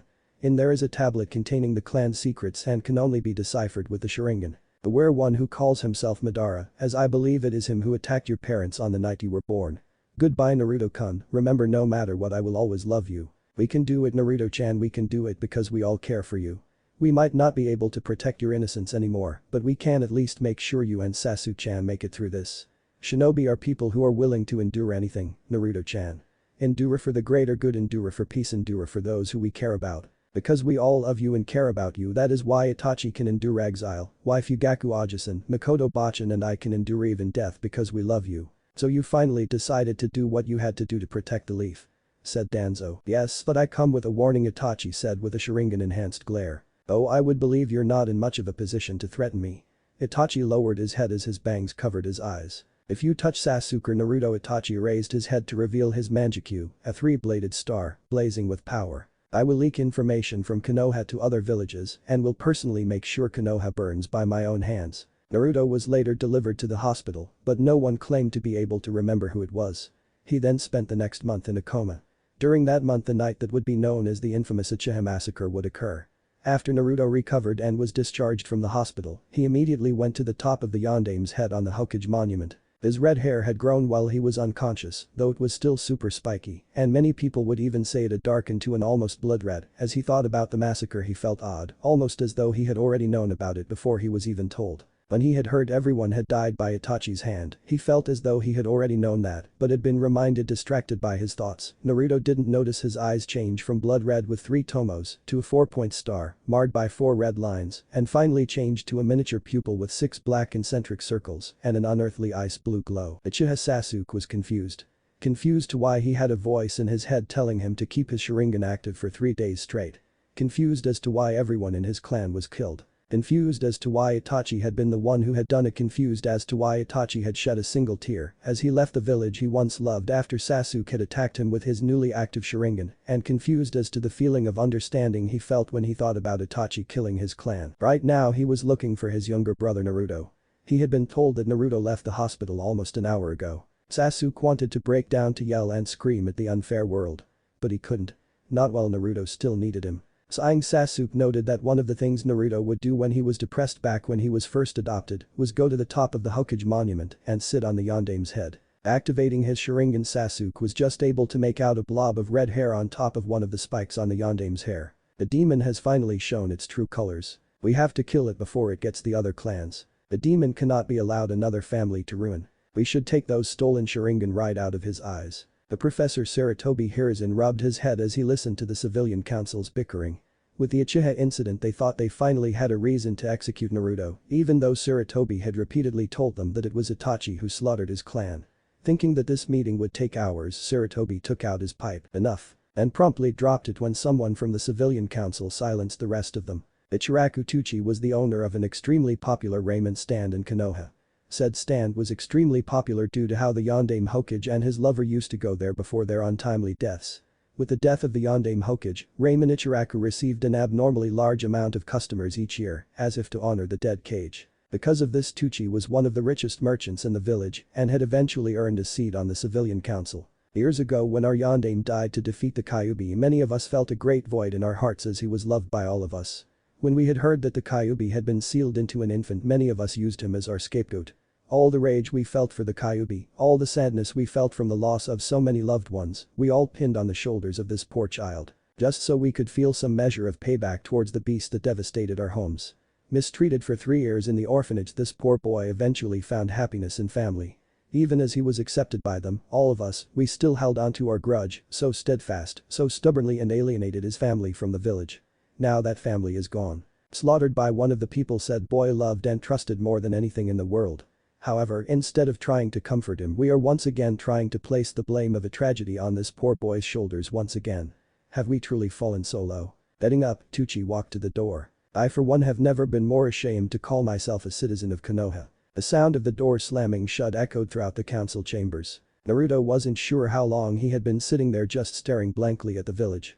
At some point his eyes had reverted back to their Sharingan form. He noted that it was pretty late in the afternoon as he heard some steps coming from behind him.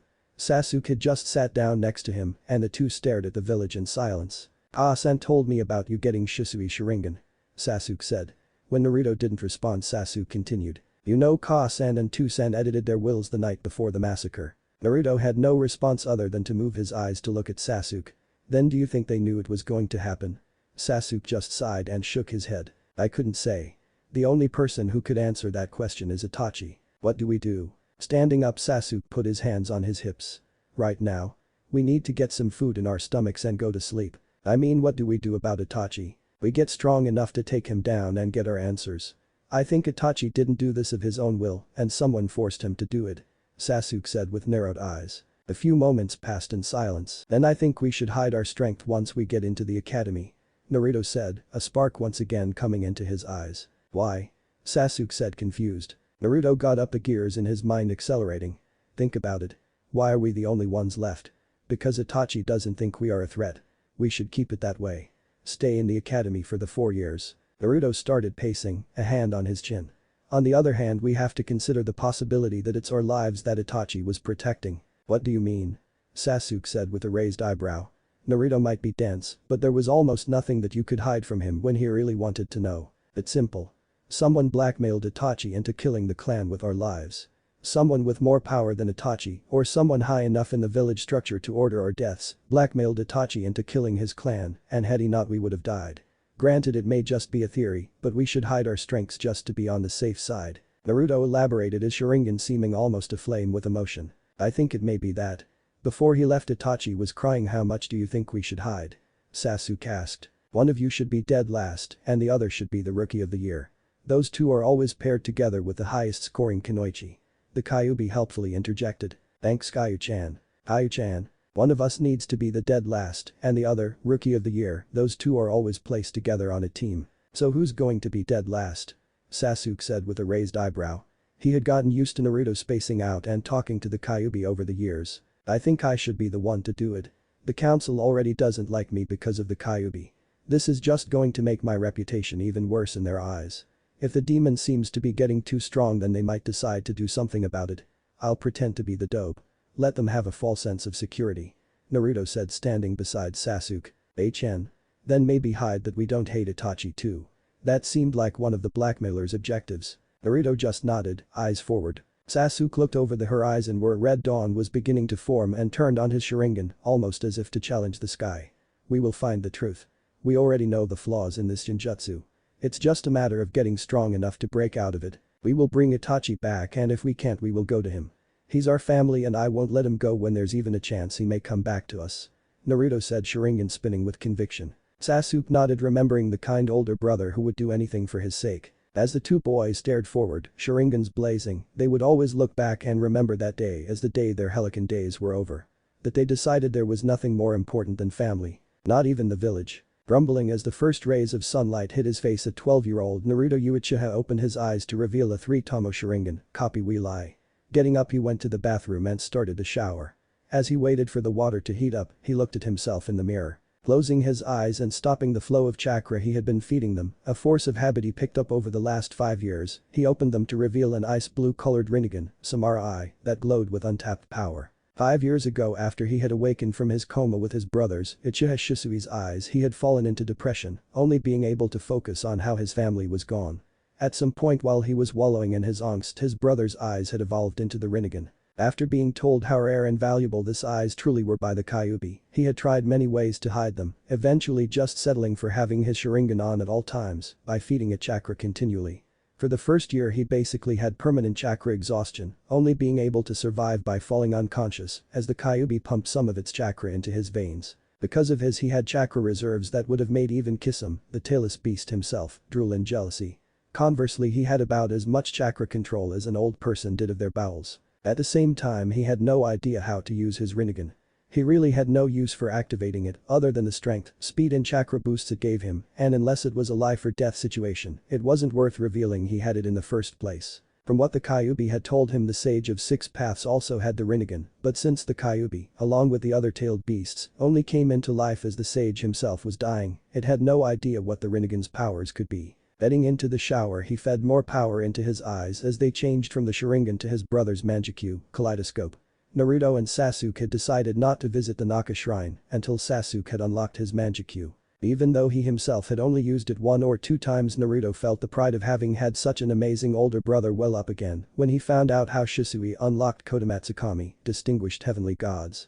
Kodomatsukami was a technique that allowed its user to go into the target's mind and manipulate them by giving them false experiences. It was the ultimate hypnotic genjutsu, having been unlocked when Shisui had obtained a near-complete understanding of how the human mind worked.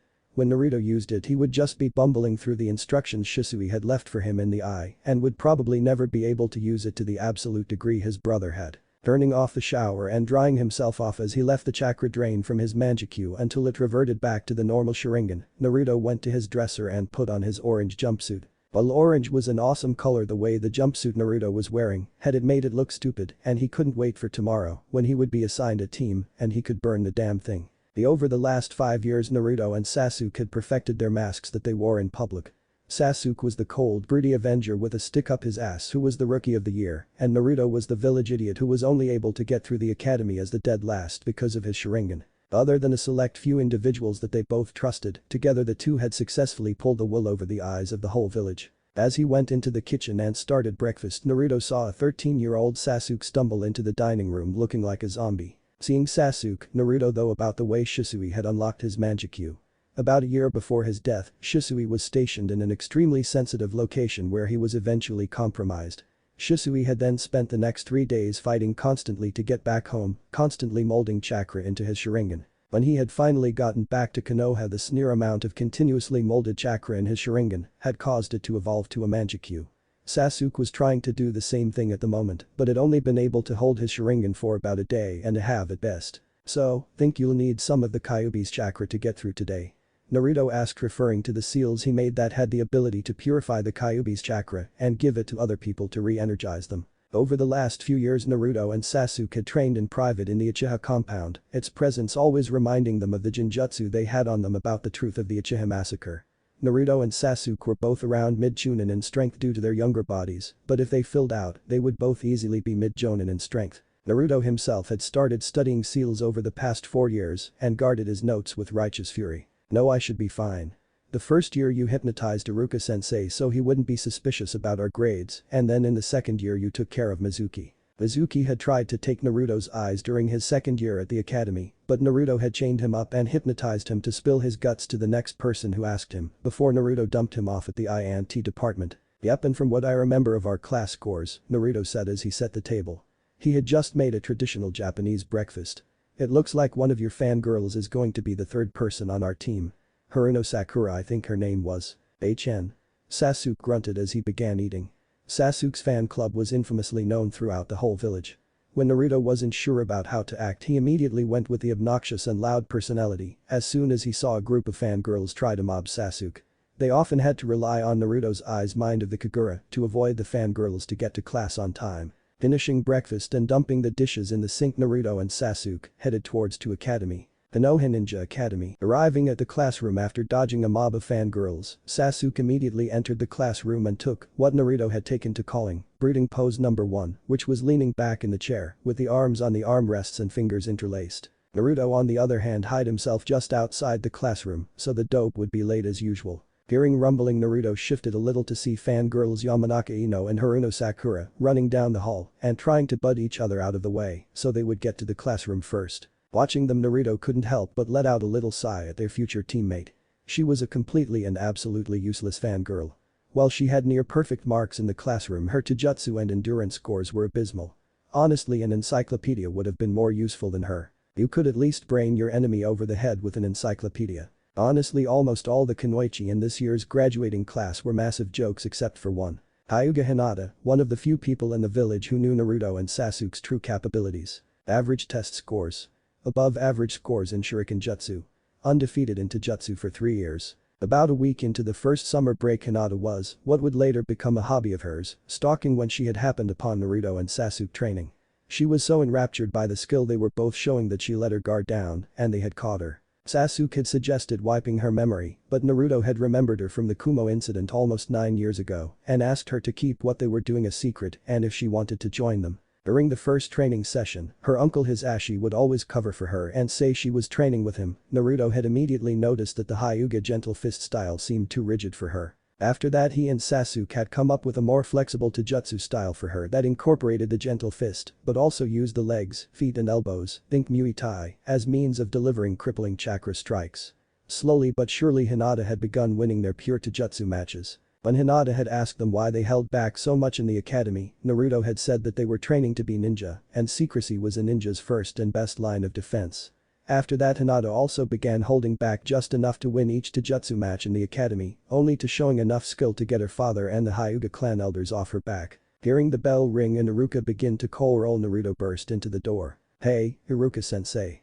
Sorry I'm late, but Sasuke Nai team forgot to set the alarm," Naruto said with a wide grin as he scratched the back of his head. "That's because I don't need an alarm clock, dope," Sasuke remarked as his fangirl swooned at how cool he was. Used to Naruto's antics, Iruka just waved Naruto to go sit in his seat. As Naruto sat in his seat next to Hinata, Iruka began to go through the role again. "Fufufu, did you really need to be so loud, Naruto-kun?" Hinata chuckled with a sly smile and a twinkle in her eyes. "Of course. How else would they believe me, Hinata-chan?" Naruto said with a grin, Sharingan spinning in amusement. Over last 3 years, Hinata had gained much of her clan's respect due to being hailed as a Taijutsu prodigy on the same level as Neji. As a result, she wasn't a stuttering wreck with no self-confidence. While she still wore her baggy sweater, she had also grown her hair out so that it was near the middle of her back. Even still, she had not confessed to Naruto about the crush she still harbored on the redhead. While she had given him plenty of hints, Naruto was, as Sasuke put it, more dense than the steel plating of Kiri's warships. As Iruka began his lecture about how if they passed they would be true ninja, Naruto though about a more elegant solution to his problem with the Bunshin clone. Naruto was unable to use any jutsu that he didn't reverse engineer. This was because of his chakra being so much more potent than a normal person's, due to the Kyuubi and his Uzumaki bloodline, that normal hand seals usually didn't work for him. He had to completely recreate the jutsu so that it would cooperate with his chakra rather than just exploding in his face. This was how he was able to use the Shunshin, body flicker, Kawarimi, replacement, and Henge, transformation. For the Bunshin, he was just planning on filling the room with them. As Iruka passed out the writing portion of the graduation exam, Naruto almost absent-mindedly filled out half the page before he left the other half blank, an idea he copied from his shogi partner Shikamaru. Shikamaru was the epitome of genius with an IQ of over 200, it's just too bad he was lazy as hell. But he was also the third person who, after Hinata, Sasuke and Naruto, trusted with their true capabilities. Rather than Hinata, who discovered them by accident, Shikamaru discovered it through pure brain power and observational skills. At first it was small things like Naruto and Sasuke not being winded after endurance training, but as he began to pay more attention, he found more and more things. Like how Naruto always had his 2 implanted Sharingan active and still bounced around like a rabbit, while Sharingan Kakashi, a jonin of the village with a single implanted Sharingan, could only keep his active for maybe an hour before he collapsed from chakra exhaustion, or how Sasuke always got just under perfect scores for everything. Eventually Shikamaru confronted them about it, and after Naruto and Sasuke explained it to him, he promised not to say anything as long as they came over for a game of shogi every now and then. 10 minutes later, Iruka collected the test papers and had the class follow him outside for the Taijutsu test. The Taijutsu tests were fairly uneventful, except for Hinata nearly breaking Kiba's arm for hitting on her. She had made it very clear she had someone who her eye was on during the 3rd year. Naruto, being Naruto, wished her good luck and said any guy would be lucky to be with her. Sasuke had fought Choji and Naruto had fought Shino. After the rest of the class was tested, they went back inside for the ninjutsu portion of the test. Yawning Naruto sat at his desk waiting for his turn to do the tests. Bored Naruto decided to talk to Sasuke. "So duck butt, how's your pink eye coming along?" Translation: "What long do you think you can hold your Sharingan now? Almost there, girly boy." Translation: 2 days. In this story, Naruto has his father's facial structure. "Oh, who are you calling girly? You. Hell, you even have your own Bishin and Sparkle. You're not one to talk. Team. Dope. Duck butt. Bishinin. You're Bishinin too. I know, but I don't have long hair like you." It was true. Naruto's hair, well spiky, reached down to just little below his neck in a small ponytail. Naruto was opening his mouth to scream at Sasuke when Uzumaki Naruto, his name, was called for the ninjutsu test. Settling for just glaring at him, Naruto made his way down the stairs over to Iruka. Okay, please preform a henge, transformation, Kawarimi and at least 3 bunshin. Iruka monotoned. Turning into a copy of the Hokage, Naruto then switched himself with a log designated for the test before he released his henge. He then put his fingers in a ram seal and closed his eyes in concentration. Naruto, what are you doing? Preform the bunshin. Iruka said, curious as to what his student was doing. Got it, Iruka-sensei, just trying to use as little chakra as I can. Naruto said, eyes still closed. Iruka nodded, remembering a week ago when Naruto had broken the chakra measuring device due to overloading it with chakra. Taking a deep breath, Naruto opened his eyes, bunshin no jutsu. The class stared in stunned silence as every inch of the room was filled with Narutos. Okay, you can dispel them now, Naruto. Iruka said with wide eyes. Sighing as he dispelled his clones, Naruto grumbled, I don't understand why the bunshin is on the test. It basically is a handicap for people with lots of chakra. Well, usually if they have too much chakra they just make sure then 3 even then they don't have as much chakra as you do. Iruka said as he handed Naruto his headband. TCH. Whatever.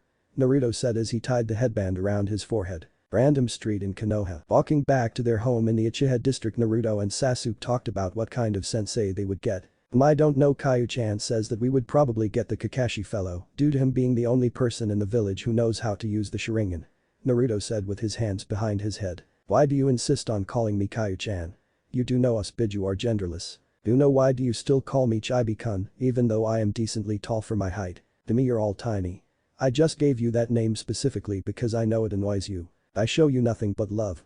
Why do you give me nothing but hate? I am giving you my love, but because I'm a Biju it comes out as dry sarcasm. Sasuke just stared at his younger brother as a miniature rain cloud formed over Naruto's head and began raining on him. Uchiha training grounds. Sasuke grunted as he deflected a punch with his forearm and kicked his attacker back. Said attacker was a ninja wearing a neon orange jumpsuit. Backflipping and landing on his feet, Naruto created 3 small chakra shuriken and threw them at Sasuke, who took out a kunai and deflected them. Focusing his chakra into a bigger flat-sided shuriken, like the kind Obito when he attacked Kakashi, Naruto threw it at Sasuke. Ducking underneath the flying wheel of death, Sasuke charged at Naruto, who formed another handheld chakra shuriken and held it in his right hand to block a slash from Sasuke. Breaking off the deadlock with a leg sweep, Naruto that Sasuke jumped over and away from, created another shuriken in his left hand and threw them both at Sasuke.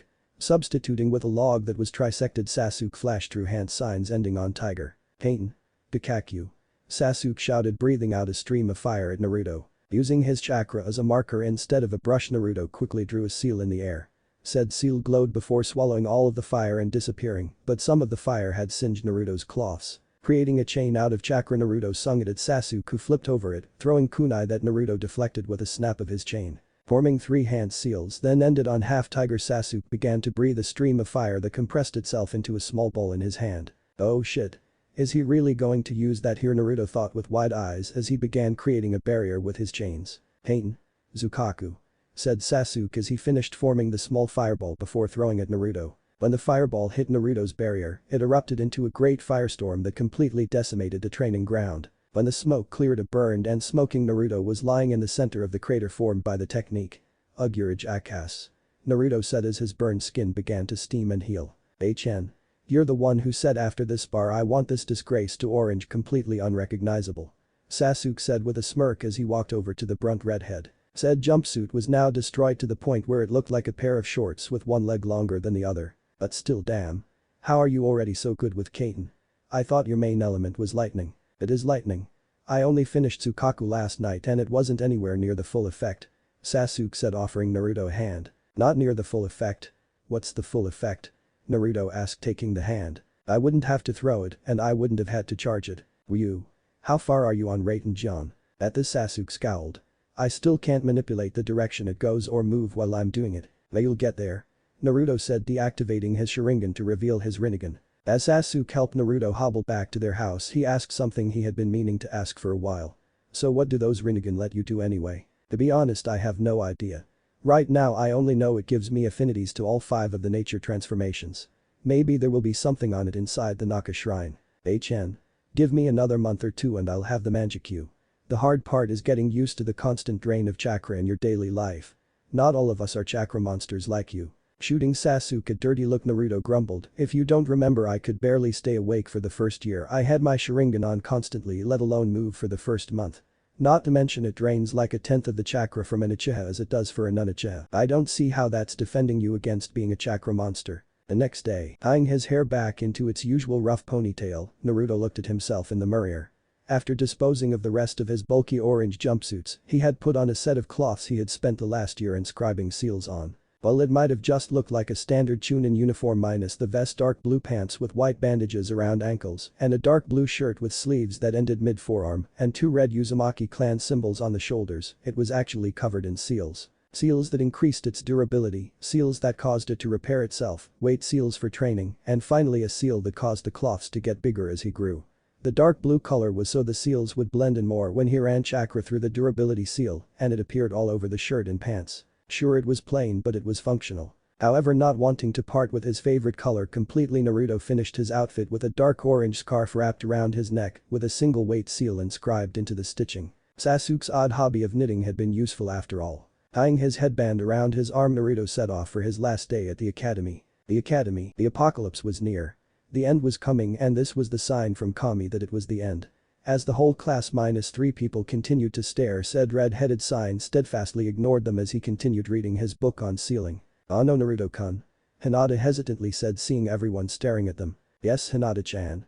Naruto said, turning with a smile that seemed to sparkle. Blushing slightly, as she thought Naruto looked really good in his new cloths, Hinata continued.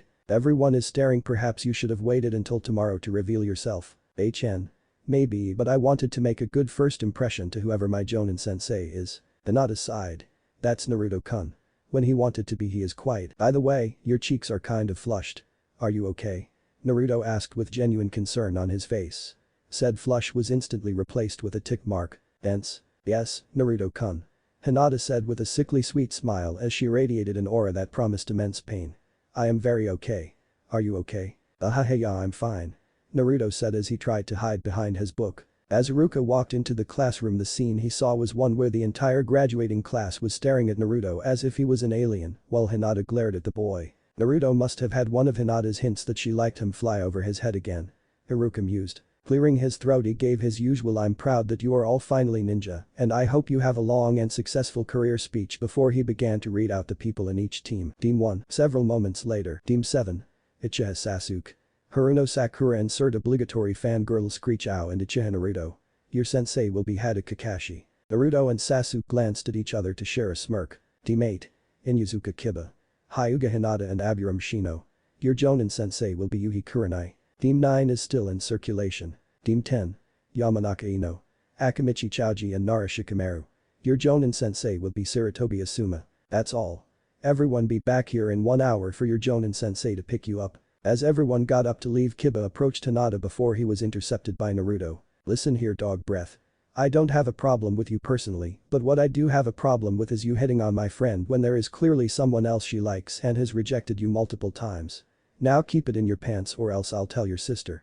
Naruto said, glaring at the Inuzuka boy. Tossing a wave and a wink over his shoulder at Hinata, Naruto then left to catch up with Sasuke. "Wow, he is really dense, isn't he?" Kiba said as though he hadn't just gotten chewed out by the dead last. Letting out a sigh, Hinata let her shoulders droop. Yes, he is, but I choose him and I'll make him understand even if I have to smack him over the head with it. I'll see you later, Kiba." "Later, Hinata." Kiba said as he waved at Hinata's back. Feeling someone stare, Kiba looked up to see Shino staring at him with one eyebrow raised. "We were trying to make Naruto jealous. Obviously it didn't work, and personally I'm fine with being just friends. Hinata scares me, to be honest, and I have enough women in my life who have me whipped." Nodding and understanding, Shino walked out the door without speaking a word. Catching up with Sasuke, Naruto asked, "So what do you want to do for the hour before we meet our sensei?" "I'm not really hungry." "I'm not hungry either. I guess we could go around and find out more about the guy." "Alright. I'll go ask Irojiji, you go ask around the village." "Want to meet in front of the academy in like 30 minutes?" Naruto asked, faintly remembering his Anbu card from his childhood. "Sure." Sasuke replied before both ninjas disappeared in Shunshin's Hokage Tower. "Yo Irojiji, how's it going?" Sarutobi here is in the Sandaime Hokage let a smile come to his face as he turned to the window to see a grinning Naruto. "So finally decided to stop hiding, eh?" Sarutobi said with a knowing smile. "Eh? How did you know?" Naruto asked, looking surprised. "My boy, I may be old, but I am the Hokage. Now what did you come here for? I must get back to this infernal paperwork."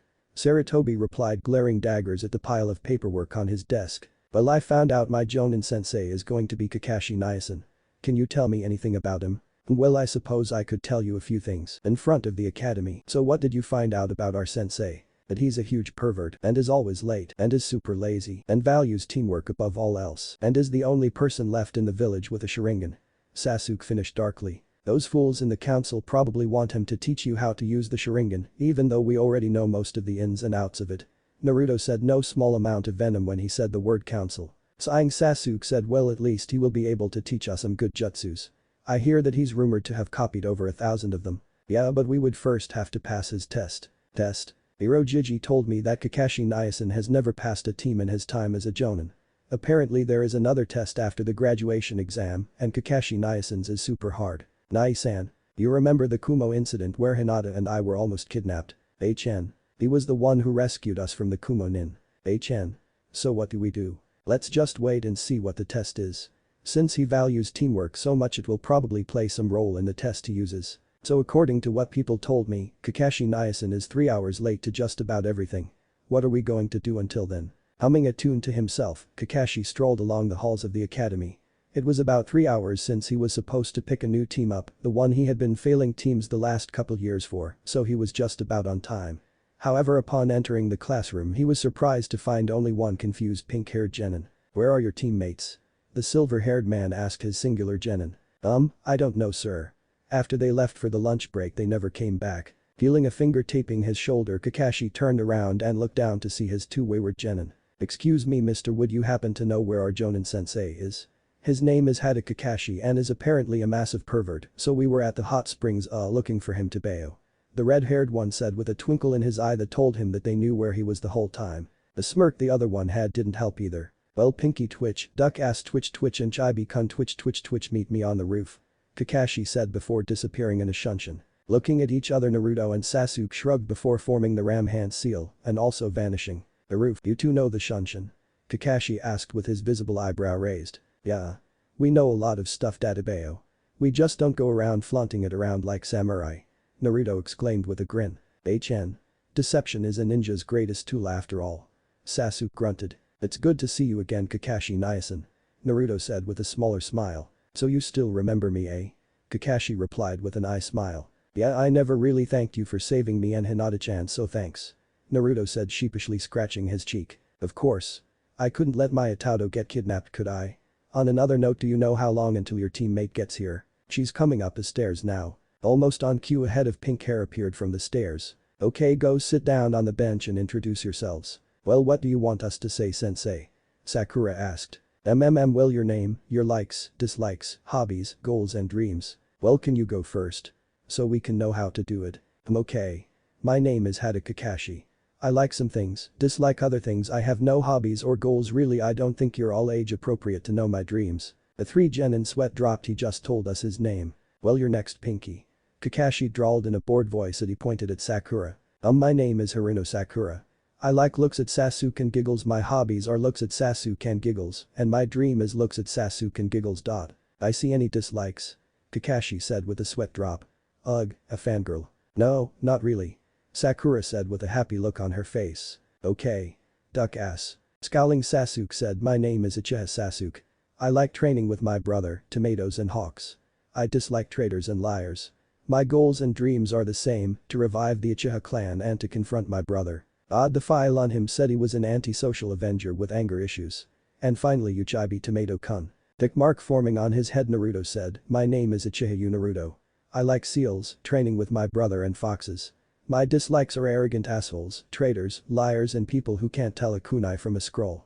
My goal is to revive the Uzumaki clan and to confront my brother. My dream is to create a world of peace, a world where people won't have to go through the pain of losing their family. Okay, whoever did the files on Naruto and Sasuke need to be fired. Their personalities are completely off. Okay, so now we know each other. We will make a good team if you can pass the survival test, that is. Observing their reactions, Kakashi noted that while Sakura was surprised, Naruto and Sasuke looked like something they suspected was just confirmed. How interesting. The survival test. But sensei, we already passed the graduation exam, didn't we? Sakura said, confused. That was just a test to weed out the absolutely hopeless cases, but there's another test to see who truly has the mettle to be a ninja. Isn't there, sensei? Naruto asked with his Sharingan eyes slowly spinning. Kakashi noted that while his Sharingan was almost unnoticeable when Naruto was being cheerful and exuberant, when he got serious, it had a real intimidation factor. That's right. However, this test only has a 66% fail rate. Only 1 out of every 3 teams pass. The test will be at 5 AM at Training Ground 7. I suggest you don't eat breakfast. You'll just throw it up. And on that ominous note, Kakashi shunted it away. Sakura. Don't go there at 5 AM. Wait until 7:30 AM and make sure to eat a hearty breakfast. Once we are all there, we will devise a plan to take down Kakashi-sensei.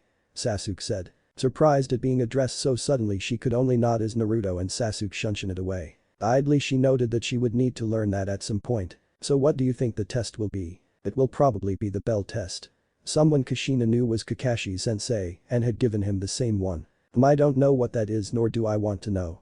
Do you think I should tell him about my Rinnegan? Naruto was on the way to the Nara compound for his weekly game of shogi with Shikamaru. The Nara guard, seeing who he was, opened the gate and let him in without any trouble. Perhaps. Kakashi was very close with your parents. You could trust him. Seeing Shikamaru in their usual spot with the board already set, Naruto went over and sat down to begin the game. So how's your Jonin-sensei? Naruto asked. He's troublesome. Sounds like he's going to give us some test. Shikamaru said with a lazy drawl as always. And mine too. You better pass, otherwise Yoshino-san will ream you out. By the way, when are you going to tell me about my father? I think I'm old enough to know at this point. Don't remind me. I feel you don't have that final level of maturity just yet. I'll tell you what, how about I tell you when you get your first kill as a shinobi? To Naruto's credit, he managed to keep his reaction completely on the inside. What? Why? Because while the academy may show you all these fancy little tricks, you're not a true shinobi until you take someone's life. At that moment, as you watch the life drain from their eyes, is the point where you change from a civilian with an understanding of his body's energies to a shinobi. When you do take whatever poor fool's life that is unfortunate enough to be your first kill, look them in the eye. Burn that pain.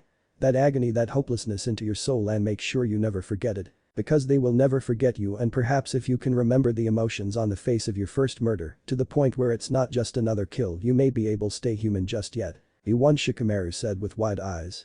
Well, it happened, it was once every blue moon. So what's on your mind? Shikamaru asked. Well, Naruto did win. Sometimes it was usually because he was distracted by something else and going on autopilot. It's just what we will have to do when we eventually become shinobi. Naruto said, spiky hair drooping. So you're worried about your first kill? How? Well, let me put it the way my pops put it for me. Do not look away from death. It's a natural part of life. And when you have your first kill, make sure to look them directly in the eye. Feel all the emotions that the person you're killing feels. That way you can at least stay human, because if you can ever kill another human being without feeling anything, then I don't want to know you anymore. I see, Naruto said with an odd look in his eye. Well, I'll see you next week, Shika. If both our teams pass, we should get together and train sometime. Alright, later. Uchiha clan training grounds. Should we really be training before our big test? Naruto asked as he went through some katas with a claymore. It's fine. I can heal myself with medical ninjutsu, and you have the Kyuubi. Sasuke said, firing off a Rasengan. But still. Naruto grunted as his muscle burned from the strain. Kakashi Nyasan is probably the strongest jonin in the village right now. We should make sure we go in at 100%. No, I don't think they would let a jonin, let alone the strongest jonin in the village, fight genin at full power. Whatever, I'm just about done, so I'll head back early. I'll see you later. Naruto said as he finished his katas and dispelled his chakra blade. Hearing the customary HN. Naruto went home to get to bed and set his alarm clock for 7:15. The next morning, as Naruto got up and made his way to the training ground after a quick breakfast, he thought about telling Kakashi about the Rinnegan. The only other person who knew about it was Sasuke. No one other than the Kyuubi and Sasuke knew about it, and he had gone to great lengths to keep it that way. Arriving at training ground 7, Naruto saw Sasuke and Sakura sitting on the bridge discussing something. Focusing his mind's eye outward, Naruto tried to find Kakashi. Perhaps he was already testing them. However, to Naruto's surprise, he found Kakashi standing somewhere miles away. Shaking his head to clear the thoughts of the odd habits his sensei had, Naruto made his way to his teammates after they waved him over. So what do you think the test will be, Naruto? Sakura asked. Probably something to do with teamwork. Keep that in mind when Kakashi-sensei tells us what the test is. Naruto said. How do you know it will be something about teamwork? Sasuke asked. Well, Konoha is known for how well its shinobi work together, and like I told you before, teamwork is one of the things Kakashi-sensei values. Naruto said, scratching his cheek with one finger. During the test we should make sure to stick together then. Sasuke said. Not quite. Irojiji told me that Kakashi hadn't passed a team yet, so he probably will try to trick us in some way. Naruto pointed out. "Oh, and who is this hero, Jiji?" a voice asked from behind them. "Ah." All three genin jumped as they turned around to see their sensei. "Hello to you too, my potential kawaii genin," Kakashi said with an eye smile. "When did you get here, Kakashi-sensei?" Sasuke asked, having activated his Sharingan on reflex. "Just now. We can begin the test now," Kakashi said as he took out 2 box lunches and a clock before putting them on a training log. "You have until midday to get these bells," Kakashi said, holding up 2 silver bells that he attached to his waist. "Anyone who doesn't get a bell will be sent back to the academy and tied to the stumps while they watch the others eat." Raising an eyebrow when he didn't hear any of their stomachs growl, he asked, "Did you all eat breakfast even though I told you not to?" "Not quite, Kakashi-sensei. You suggested we not eat breakfast. You didn't actually tell us not to," Naruto pointed out. "Make sure you come at me with the intent to kill, otherwise you'll never get a bell." "But sensei, wouldn't you get hurt?" Sakura asked. "No, if he could be beat by a team of genin he wouldn't be a jonin." Sasuke smirked, Sharingan spinning. "Well, ready, start," Kakashi said as he took out his book and the 3 children disappeared. "Well, at least they are decently hidden," Kakashi mused as he read his book. Snapping his book shut, he swung his head back before it could be cut off by a giant blue shuriken that passed over him.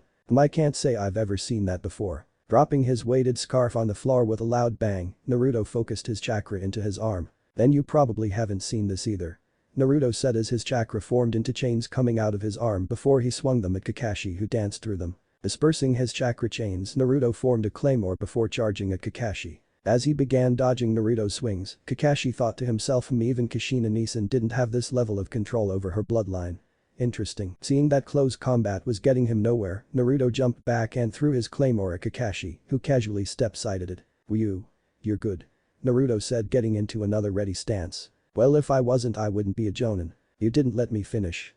"You're good," Naruto smirked as he formed a half-ram seal. "Pain. Kakaku." Kakashi heard from his side and tried to dodge, but found he couldn't move due to a glowing seal on the side of his arm. "But you're not that good." "Damn. Hokage-sama told me they were better than they let on, but I didn't expect Naruto to already know seals," Kakashi said, as a massive fireball impacted the area where he was standing. "HN. Keep your guard up, Naruto. You know that wasn't enough to kill an A-rank shinobi," Sasuke said as he exited the foliage and stood back to back with Naruto. "I know. I saw him molding some chakra before the fireball hit, but I couldn't figure out what jutsu he used," Naruto said, looking around with his Sharingan. "Not above us, not east or south, not north or west, and below," both boys shouted as they jumped away just as 2 hands emerged from the ground. "You both have your Sharingans active, but I don't," Kakashi said slowly as he raised his headband to reveal his closed Sharingan eye. "Let's even the score a bit." When Kakashi opened his Sharingan eye, he was damn near blinded by the red head to his right. The kid had chakra coming off him in waves, saturating the air around him. When Kakashi had heard Naruto had gotten 2 transplanted Sharingan, Kakashi had thought the regenerative powers of the Kyuubi had caused it to take less chakra from Naruto than it did for him normally. Kakashi was wrong. For almost 4 years Naruto had the constant drain from 2 implanted Sharingan, and because of that it increased Naruto's reserves to the point where it had felt like someone had just shined the world's brightest light into his eye. "Okay, never mind," Kakashi said with a sweat drop, lowering his headband over his eye again. "Now they had the advantage," Kakashi mused. "I can't use my Sharingan without being blinded, and I can feel Sasuke and Sakura layering Genjutsu on me at this rate. I'm not going to last. I really need to get myself back in shape." Taken down by genin. How humiliating. Trying to think of a plan, Kakashi was taken by surprise when the ground around him erupted and chains shot out, making a barrier around him. Looking to his right, he saw chains coming from behind Naruto's back just outside the barrier and going into the ground. Looking to his left, he saw Sasuke go through 3 hand seals ending on tiger and breathing a stream of fire into a small fireball in his hand. "Oh shit, is that Kaiten? Zukaku." And Kakashi's world exploded in flames. As Kakashi regained consciousness, he felt that he was tied up and that someone was healing the worst of the burns he had. Remembering what had possibly led to this situation, he mentally groaned. "Ugh, even though they did display teamwork, the 3 of them weren't supposed to beat me. Ugh, I'm never going to hear the end of this if it gets out. So how long until sensei is healed?" A voice Kakashi identified as Sakura's asked. "HN. He should be waking up soon." "You were right, Naruto. He does rely on his Sharingan way too much. He didn't even notice the Genjutsu Sakura was putting on him until you broke it when you created the barrier. I don't really deserve any credit, Sasuke-kun. You and Naruto-san did all the work. Even the Genjutsu I used was Naruto's idea. Don't worry about it, Sakura-chan. I'm sure that since we beat him he'll pass us even if we didn't get the bells." Groaning, Kakashi decided to make himself known. Opening his original eye, "What happened to the bells?" Chuckling sheepishly as he scratched his cheek, Naruto held up 2 pieces of charcoal. "So do we pass?" Sasuke asked with a raised eyebrow. Sighing, Kakashi nodded. "Yeah. The test was meant to get you to show teamwork and you did. Granted, you weren't supposed to beat me. On a side note, how do you deal with the red-headed walking searchlight over there?" Kakashi asked, nodding towards Naruto. Ignoring Naruto's indignant shout, Sasuke smirked and shrugged. "I had 5 years to get used to it. But you do need to do something about situations where the enemy can do something to your Sharingan." That was pathetic, to be honest. Yeah, I get it."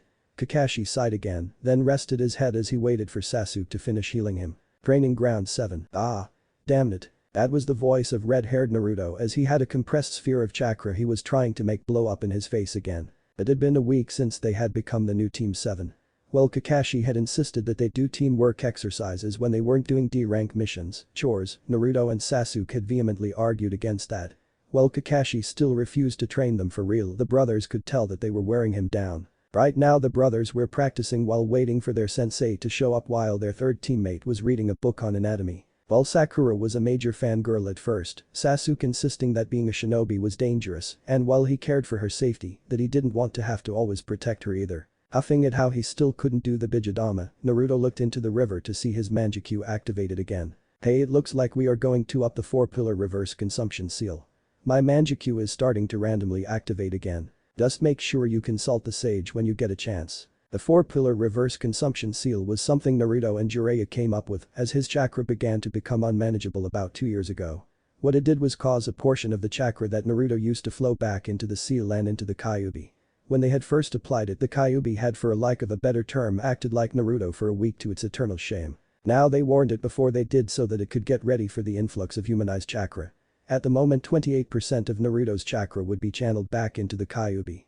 While it did serve its purpose, it also had the unfortunate side effect of causing Naruto's chakra coils to expand even more, so Naruto had already been forced to increase the flow back 3 times. Lifting up his shirt and channeling chakra, Naruto watched as the 4-pillar reverse consumption seal appeared with the kanji for 28 in the center appeared superimposed over his 8 trigram seal.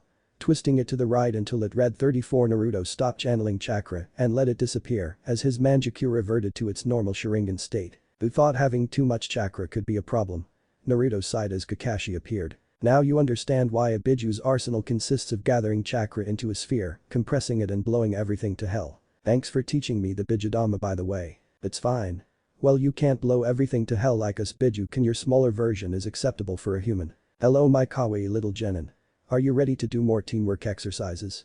Kakashi said with an eye smile. "HN. I don't understand why you have us doing these. If anything, you're only alienating Sakura more." Sasuke grunted. "Oh, what do you mean?" Kakashi asked with a raised eyebrow. "Simple. Because Naruto and I already have great teamwork. The only reason you would be having us do these teamwork exercise all the time is because of Sakura. Meaning that the reason you're not teaching us anything is also because of Sakura."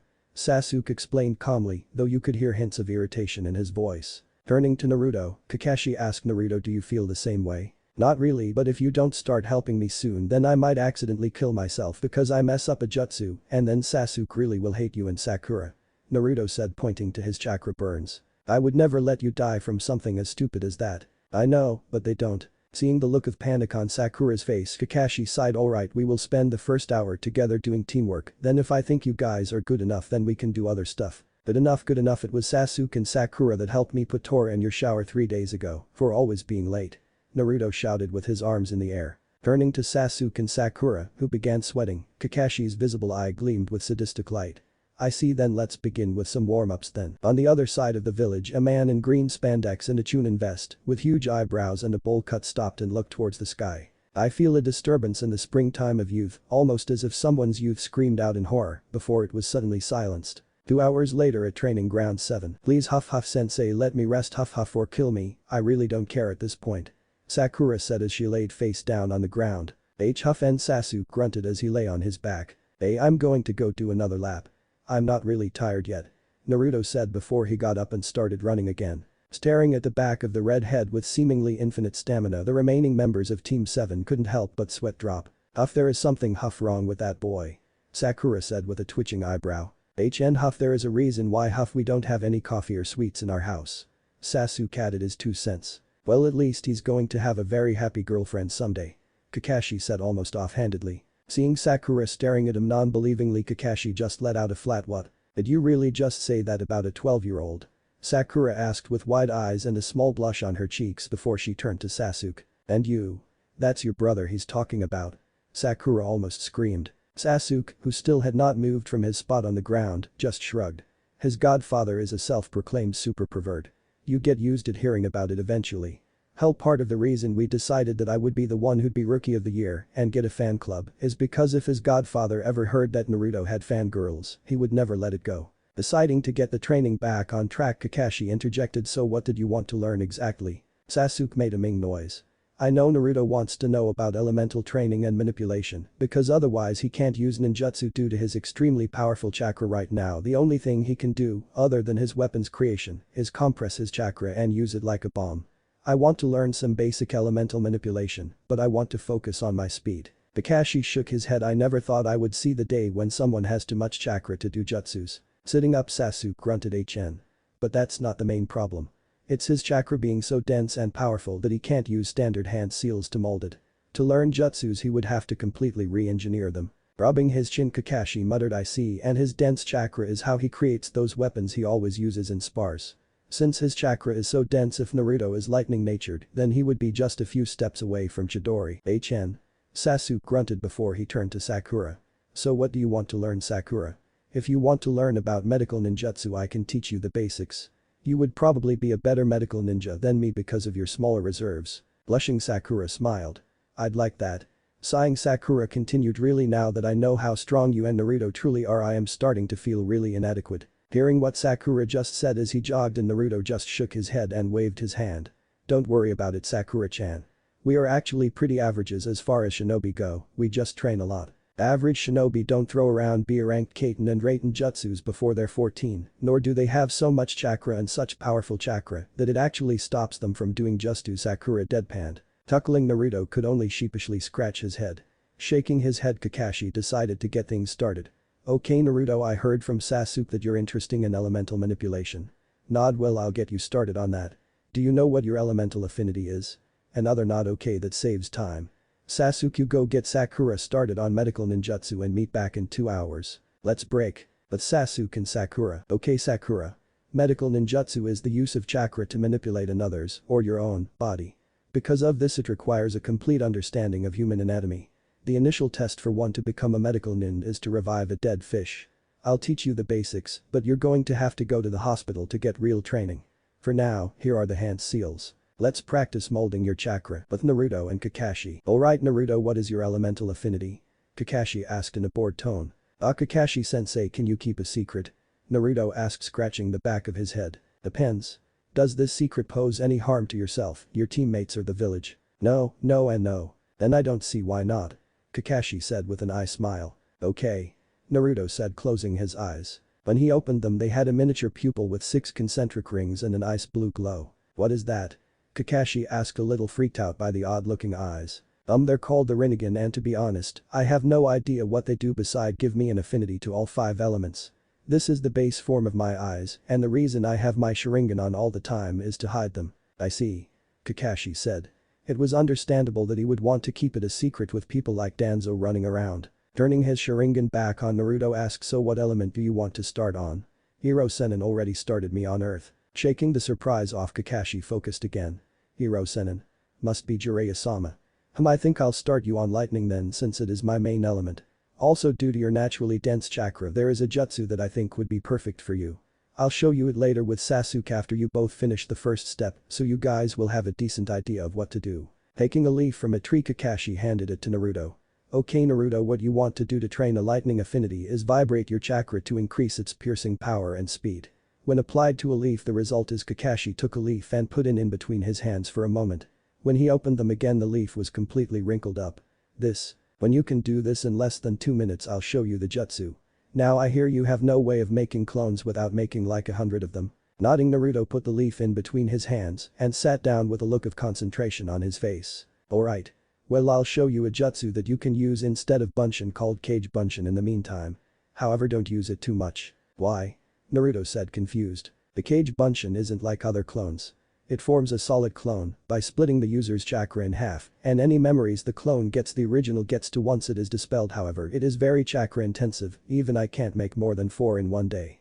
So if you use it too much, my already unmanageable chakra will become even worse. Naruto said with a sweat drop. Correct. I'll leave it up to you how many you want to use for training, but remember my warning. Now when you dispelling your clones, here's what you want to do. 2 hours later, when Team 7 met again in the training ground, Naruto's clones were able to wrinkle the leaf in 5 minutes, and Sakura was able to do the basic Mystic Palms jutsu. While Naruto and Sakura were off doing their thing, Sasuke was training with Kakashi. After explaining how to do the basic leaf exercise for lightning, they were now training his speed. And when I say training, I mean Kakashi beating the crap out of Sasuke. Letting out oof as a fist buried itself into his gut. Sasuke tried to dodge the kick that sent him airborne, but he wasn't fast enough and landed flat on his back.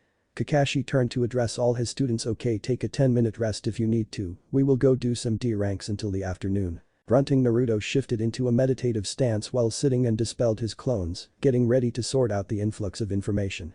Sakura stopped molding medical chakra and flopped down on the grass. Sasuke sat up and began healing himself. Naruto was walking to a dango hut. Sasuke had been kidnapped by a mob of fangirls, of whom included Sakura, when he came across Hinata and teammate in said dango hut. Hinata-chan. Naruto yelled with a wave as he walked over to a aforementioned team, grinning like an idiot. Naruto-kun, how are you and your team doing? Hinata said with a smile. I'm good, Hinata-chan. We finally got our lazy ass of a teacher to teach us something. Naruto said before turning to the other members of teammate and giving them each a short bow. Good afternoon, Yuhi-san, dog breath. Hey. Shino-san. Good afternoon. Naruto-san. Kurenai said with a smile while Shino just nodded. Hey, my breath's not that bad. Kiba objected. Yes it is. Was Shino's stoic reply. Sorry, Kiba-kun.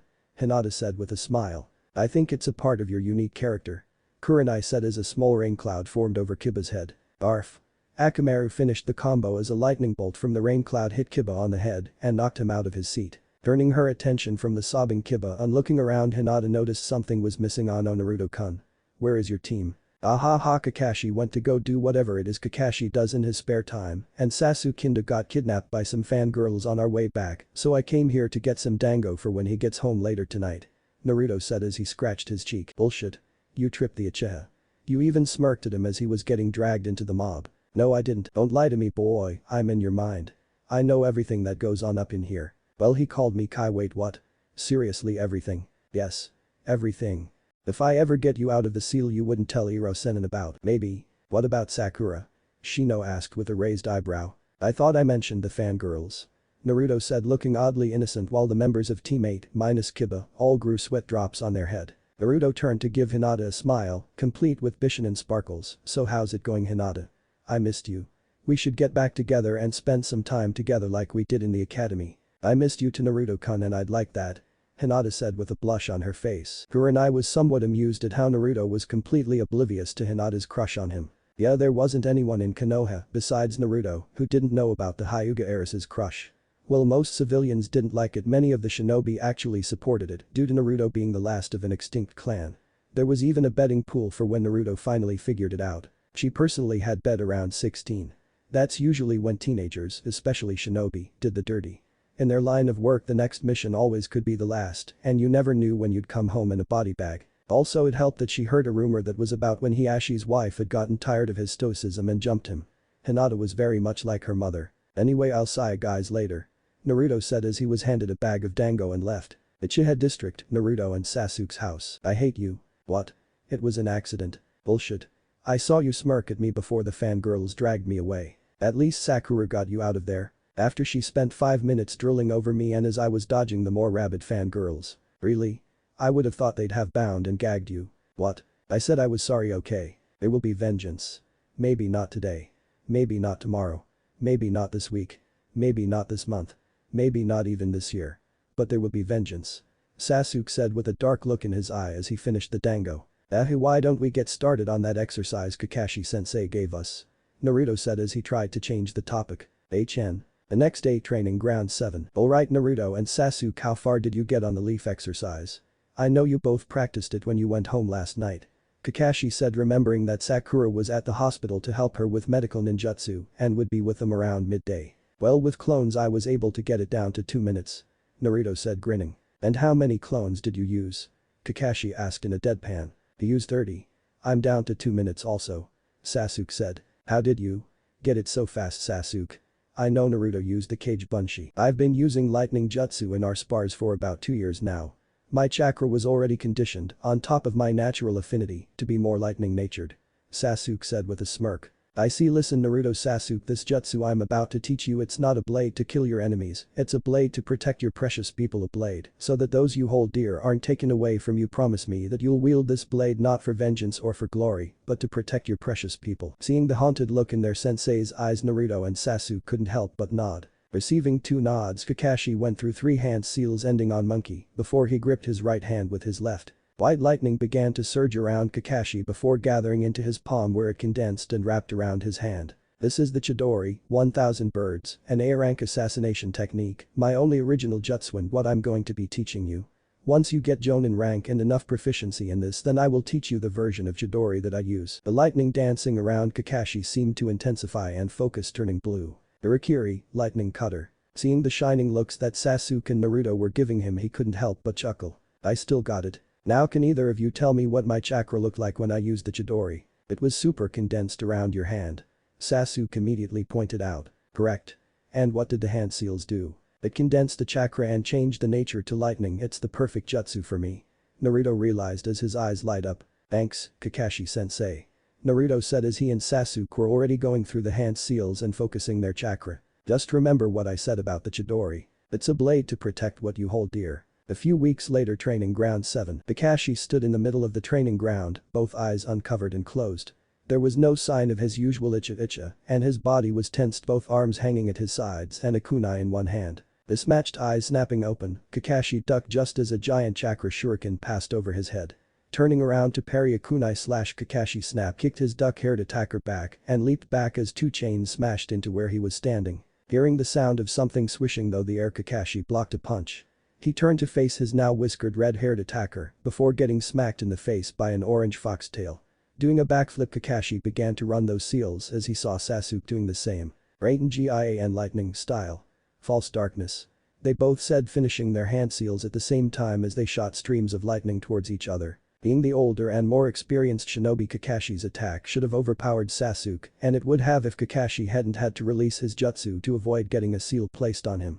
Kakashi engaged Naruto in a taijutsu match while he kept an eye on Naruto's hands so that Naruto couldn't place a seal on him. Sucker punching Naruto, Kakashi landed a very hard spin kick to his head to knock him back before jumping back as a stream of lightning crashed into where Kakashi was standing before. Pain.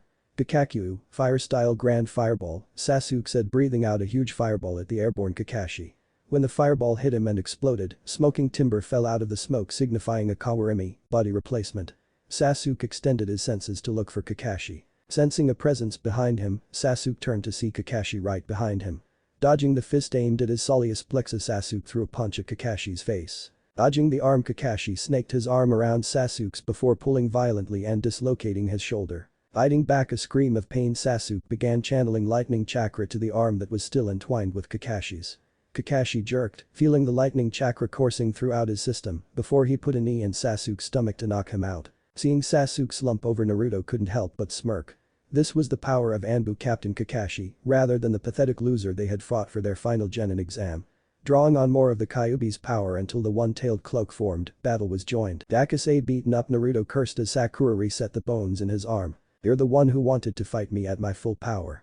Kakashi said nonchalantly, even though he had lost his vest, headband and was still slightly smoking from Sasuke's last attack. Sasuke, who was holding his dislocated shoulder, grunted. HN. Hard to believe, Naruto, and I used to be able to take you down handily only a few weeks ago. Sakura, who was done healing Naruto, moved to Sasuke. I think that's a good thing. If sensei hadn't started training with us, then he wouldn't have gotten so much stronger. Kakashi showed no outward reaction. It's not so much I'm getting stronger so much as I'm regaining what I've lost these past few years out of Anbu really took their toll. I thought you seemed kind of weak for an Anbu captain. By the way, what was that weird power that Naruto was using? Sakura asked. That was the Kyuubi. It sealed inside me. Naruto said. Oh okay. Sakura shrugged. Really? Just oh okay. What is with people and not reacting in a way that lets me make fun of them later? The now healed Naruto said, bouncing up and down. I know about Jinchuriki from the class lectures. To be honest, I figured out the Kyuubi had a Jinchuriki a week after our team was formed when my fangirliness started to bleed off. Granted, I expected him to be a loudmouth retard or a socially inept introvert. To be honest, compared to the stories of Jinchuriki from other nations that I've heard of, you're fairly well-rounded. Not to mention when you use its power you grow only a tail and whiskers. What's up with that anyway? That was my initial Jinchuriki state. Wait, what stories of Jinchuriki? I never heard any. Naruto said, confused. That's odd. My parents would tell me about them all the time. When I was little I was actually scared of them, but when I found it out how they were treated it's not that surprising, Sakura said with a shrug. Well, you have Suna, who's Jinchuriki, who kills anyone who looks at him the wrong way. Salura began as she finished healing Sasuke and moved to Kakashi. One of Iwa's Jinchuriki hates humanity, Kumo's Jinchuriki apparently has a rap fetish, and then you have the Mizukage, who's probably one of the worst. He ordered genocide of all bloodline users and caused Kiri to erupt into a civil war. Sakura said with a shiver. How could all of them be like that? What happened? Naruto thought with wide eyes. Because typically Biju and Jinchuriki don't get along like we do. Imagine for a moment that the Uchiha hadn't adopted you. You wouldn't be the same as you are now, probably having no faith in humanity due to the way Konoha had disrespected your father's sacrifice and only looking out for yourself. However, because the Uchihas adopted you, the love you felt from your family offset the hatred you felt for the village. But imagine that you never knew that love, that at best we had an antagonistic relationship. You would have become as your female teammates said and probably never even have figured out your parentage. Yeah, that's probably true, Sakura-chan. Naruto told his female teammate as she finished healing their sensei. Why did I not feel anything from your chakra though? From the stories the adults told me I would have thought it to feel like bloodlust incarnate. Sakura said. Well, that's from the belief that a Biju's will comes with its chakra. Well, that's true if the Biju is actively trying to take over, if it's not, its power is just energy in its purest, rawest form, and that usually causes the Jinchuriki's desires to become magnified. Typically they are well like you described, and since people don't want to admit that they are the ones who caused the Jinchuriki to become like that, they just say it's the Biju. Naruto said with a sad look on his face. How do you know all of this, Naruto? Sakura said with a raised eyebrow. The Kyuubi wasn't behind the attack 12 years ago. That's all I'll say. Naruto said as he and Sasuke stood up. Nodding, Sakura accepted the explanation. Stretching out his muscles as he stood up, Kakashi said, okay, well, rest up for a few minutes while I go get another vest from my home. Then when I get back we'll go do some missions. This is Cyclops. Everyone is position. This is Cherry. I'm in position. HN, duck ass in position. Why couldn't I just make a clone for this? Because it's not fair that you get to train while the rest of us have to do these chores. Now are you in position, Chibi? Not a Chibi, I'm in position. Then converge on the target. 3 figures leapt out from the shadows. The target dodged the first figure, making sure to leave some scratch marks on the way, before headbutting the second figure in between the legs, making him go down with a wheeze before it jumped into the third figure's arms. Naruto chuckled sheepishly, scratching the back of his head as he saw his 2 teammates groaning on the ground. For some reason Tora seemed to like him, but would cause extreme pain to anyone else that got close to her. Target captured. Ribbon confirmed on left ear. Mission to capture Tora complete. Hokage Tower. Oh my precious Tori. How I missed you. The daimyo's wife said as she subjected Tora to lowest level of marshmallow hell. Squeeze. Squeeze. Were the slightly murderous thoughts of a certain duck-haired Uchiha who was still limping and his getting better but still kind of a fangirl teammate who had claw marks all over her face. Thank you for another mission, well done Team 7. Sarutobi said with a smile. He thought it was odd how the demon cat hurt everyone except Naruto. It was like some lame plot device to make a certain cat-like girl, who was Naruto's fiancé, more comfortable around our favorite redhead. If this was a story then the author would have to be really lazy to do something like that. Don't judge me. I really should tell Naruto about his fiancé soon. Sarutobi mused. Otherwise she might suddenly show up in a crowded room and announce that Naruto was her husband. Man, that would be awkward. It's a good thing that stuff only happens in bad harem manga. I mean, the only other girl that likes Naruto like that is the Hyuga heiress, right? Bless you. Naruto thought as he heard his tenant sneeze. Thank you. How odd. There isn't even dust in here. Why would I sneeze? Maybe someone was thinking about you. With all due respect, Hokage-sama, Sasuke grunted as he shifted his legs. His Uchiha pride would not allow him to cradle his package in public. I believe that these D ranks are not helping us improve as shinobi. I would request we receive a better mission, as Naruto has told me that you already know of our true level of skill. The Hokage of Konoha just chuckled. He had expected this weeks earlier and from Naruto rather than his stoic teammate. Very well, I had expected this earlier, to be honest. Here is a C-ranked mission to escort a client to the wave and guard him until the completion of the bridge he is building. It should take about a month, come into Zuna-san. When the client came in, Team 7 felt very underwhelmed. While they didn't expect to be guarding a prince or princess for their first C rank, they expected something better than an old man who reeked of sake. What? These brats are going to be protecting me? Yes, Team 7 will be escorting Tazuna the bridge builder to the land of waves, where his next bridge is to be built, and will stay for the duration to protect him and the bridge from any bandits or highwaymen that may interfere with that. They look like they just got out of preschool and can't even protect themselves, especially the short one. Tazuna said as his eyes landed on Naruto. Damn it, I just haven't hit my growth spurt yet. Naruto yelled as he lunged at the client, only to be restrained by Sakura, who put her arm around his neck and droving a fist into his head. I'm sorry sir, but please ignore the knucklehead here. Even if we aren't strong enough, our sensei is one of the strongest jonin in the village. Sakura said with an apologetic expression. Yes, Team 7 will be escorting Tazuna the bridge builder to the land of waves, where his next bridge is to be built, and will stay for the duration to protect him and the bridge from any bandits or highwaymen that may interfere with that. When Tazuna only grunted, Kakashi turned to address his team. Alright, go home and pack your things and be at the gate in 3 hours. Tazuna could only blink when all 4 ninjas disappeared in shunshuns. 3 hours later, you know, I'm really glad that I finally learned the shunshin. Sakura said as she and her other 2 teammates arrived at the gate. HN. But I don't see Kakashi-sensei around. Can you sense him, Naruto? Sasuke grunted as he looked around. Naruto began extending his mind's eye of the Kagura. No, he's not around. Naruto said with a frown. You know, I had expected you to be more excited about our first C-ranked mission. I mean, we spent the first weeks of our shinobi career doing chores basically. Sakura said. Naruto shrugged. Man, I mean, it was boring when the only thing we did all day was teamwork exercises, but when we started actually training and Kakashi-sensei would beat the living crap out of us, the D ranks were actually a welcome break. Sakura nodded. She was the one who always healed Naruto and Sasuke. It had actually helped her become very proficient in medical ninjutsu. So what do we do now? We could play some cards. Sasuke said as he pulled out a deck. Sure, why not? Another 3 hours later. He's still not here, growled Sakura as she held up her cards. And you're surprised by that, how? Naruto asked, staring down at a pair of cards. Hit me. He barked at Sasuke, who dealt him another card. That's 21. Damn, Naruto, remind me to take you to a casino to clear the place out. How many wins is that now? Sasuke said. 42. Naruto replied blankly. Do you ever get the feeling that the universe is fucking with us? Asked Sakura with her face crunched up in thought. No, that's just Naruto. You'll get used to it after a while. Sasuke said without even batting an eyelash. I'm not that bad.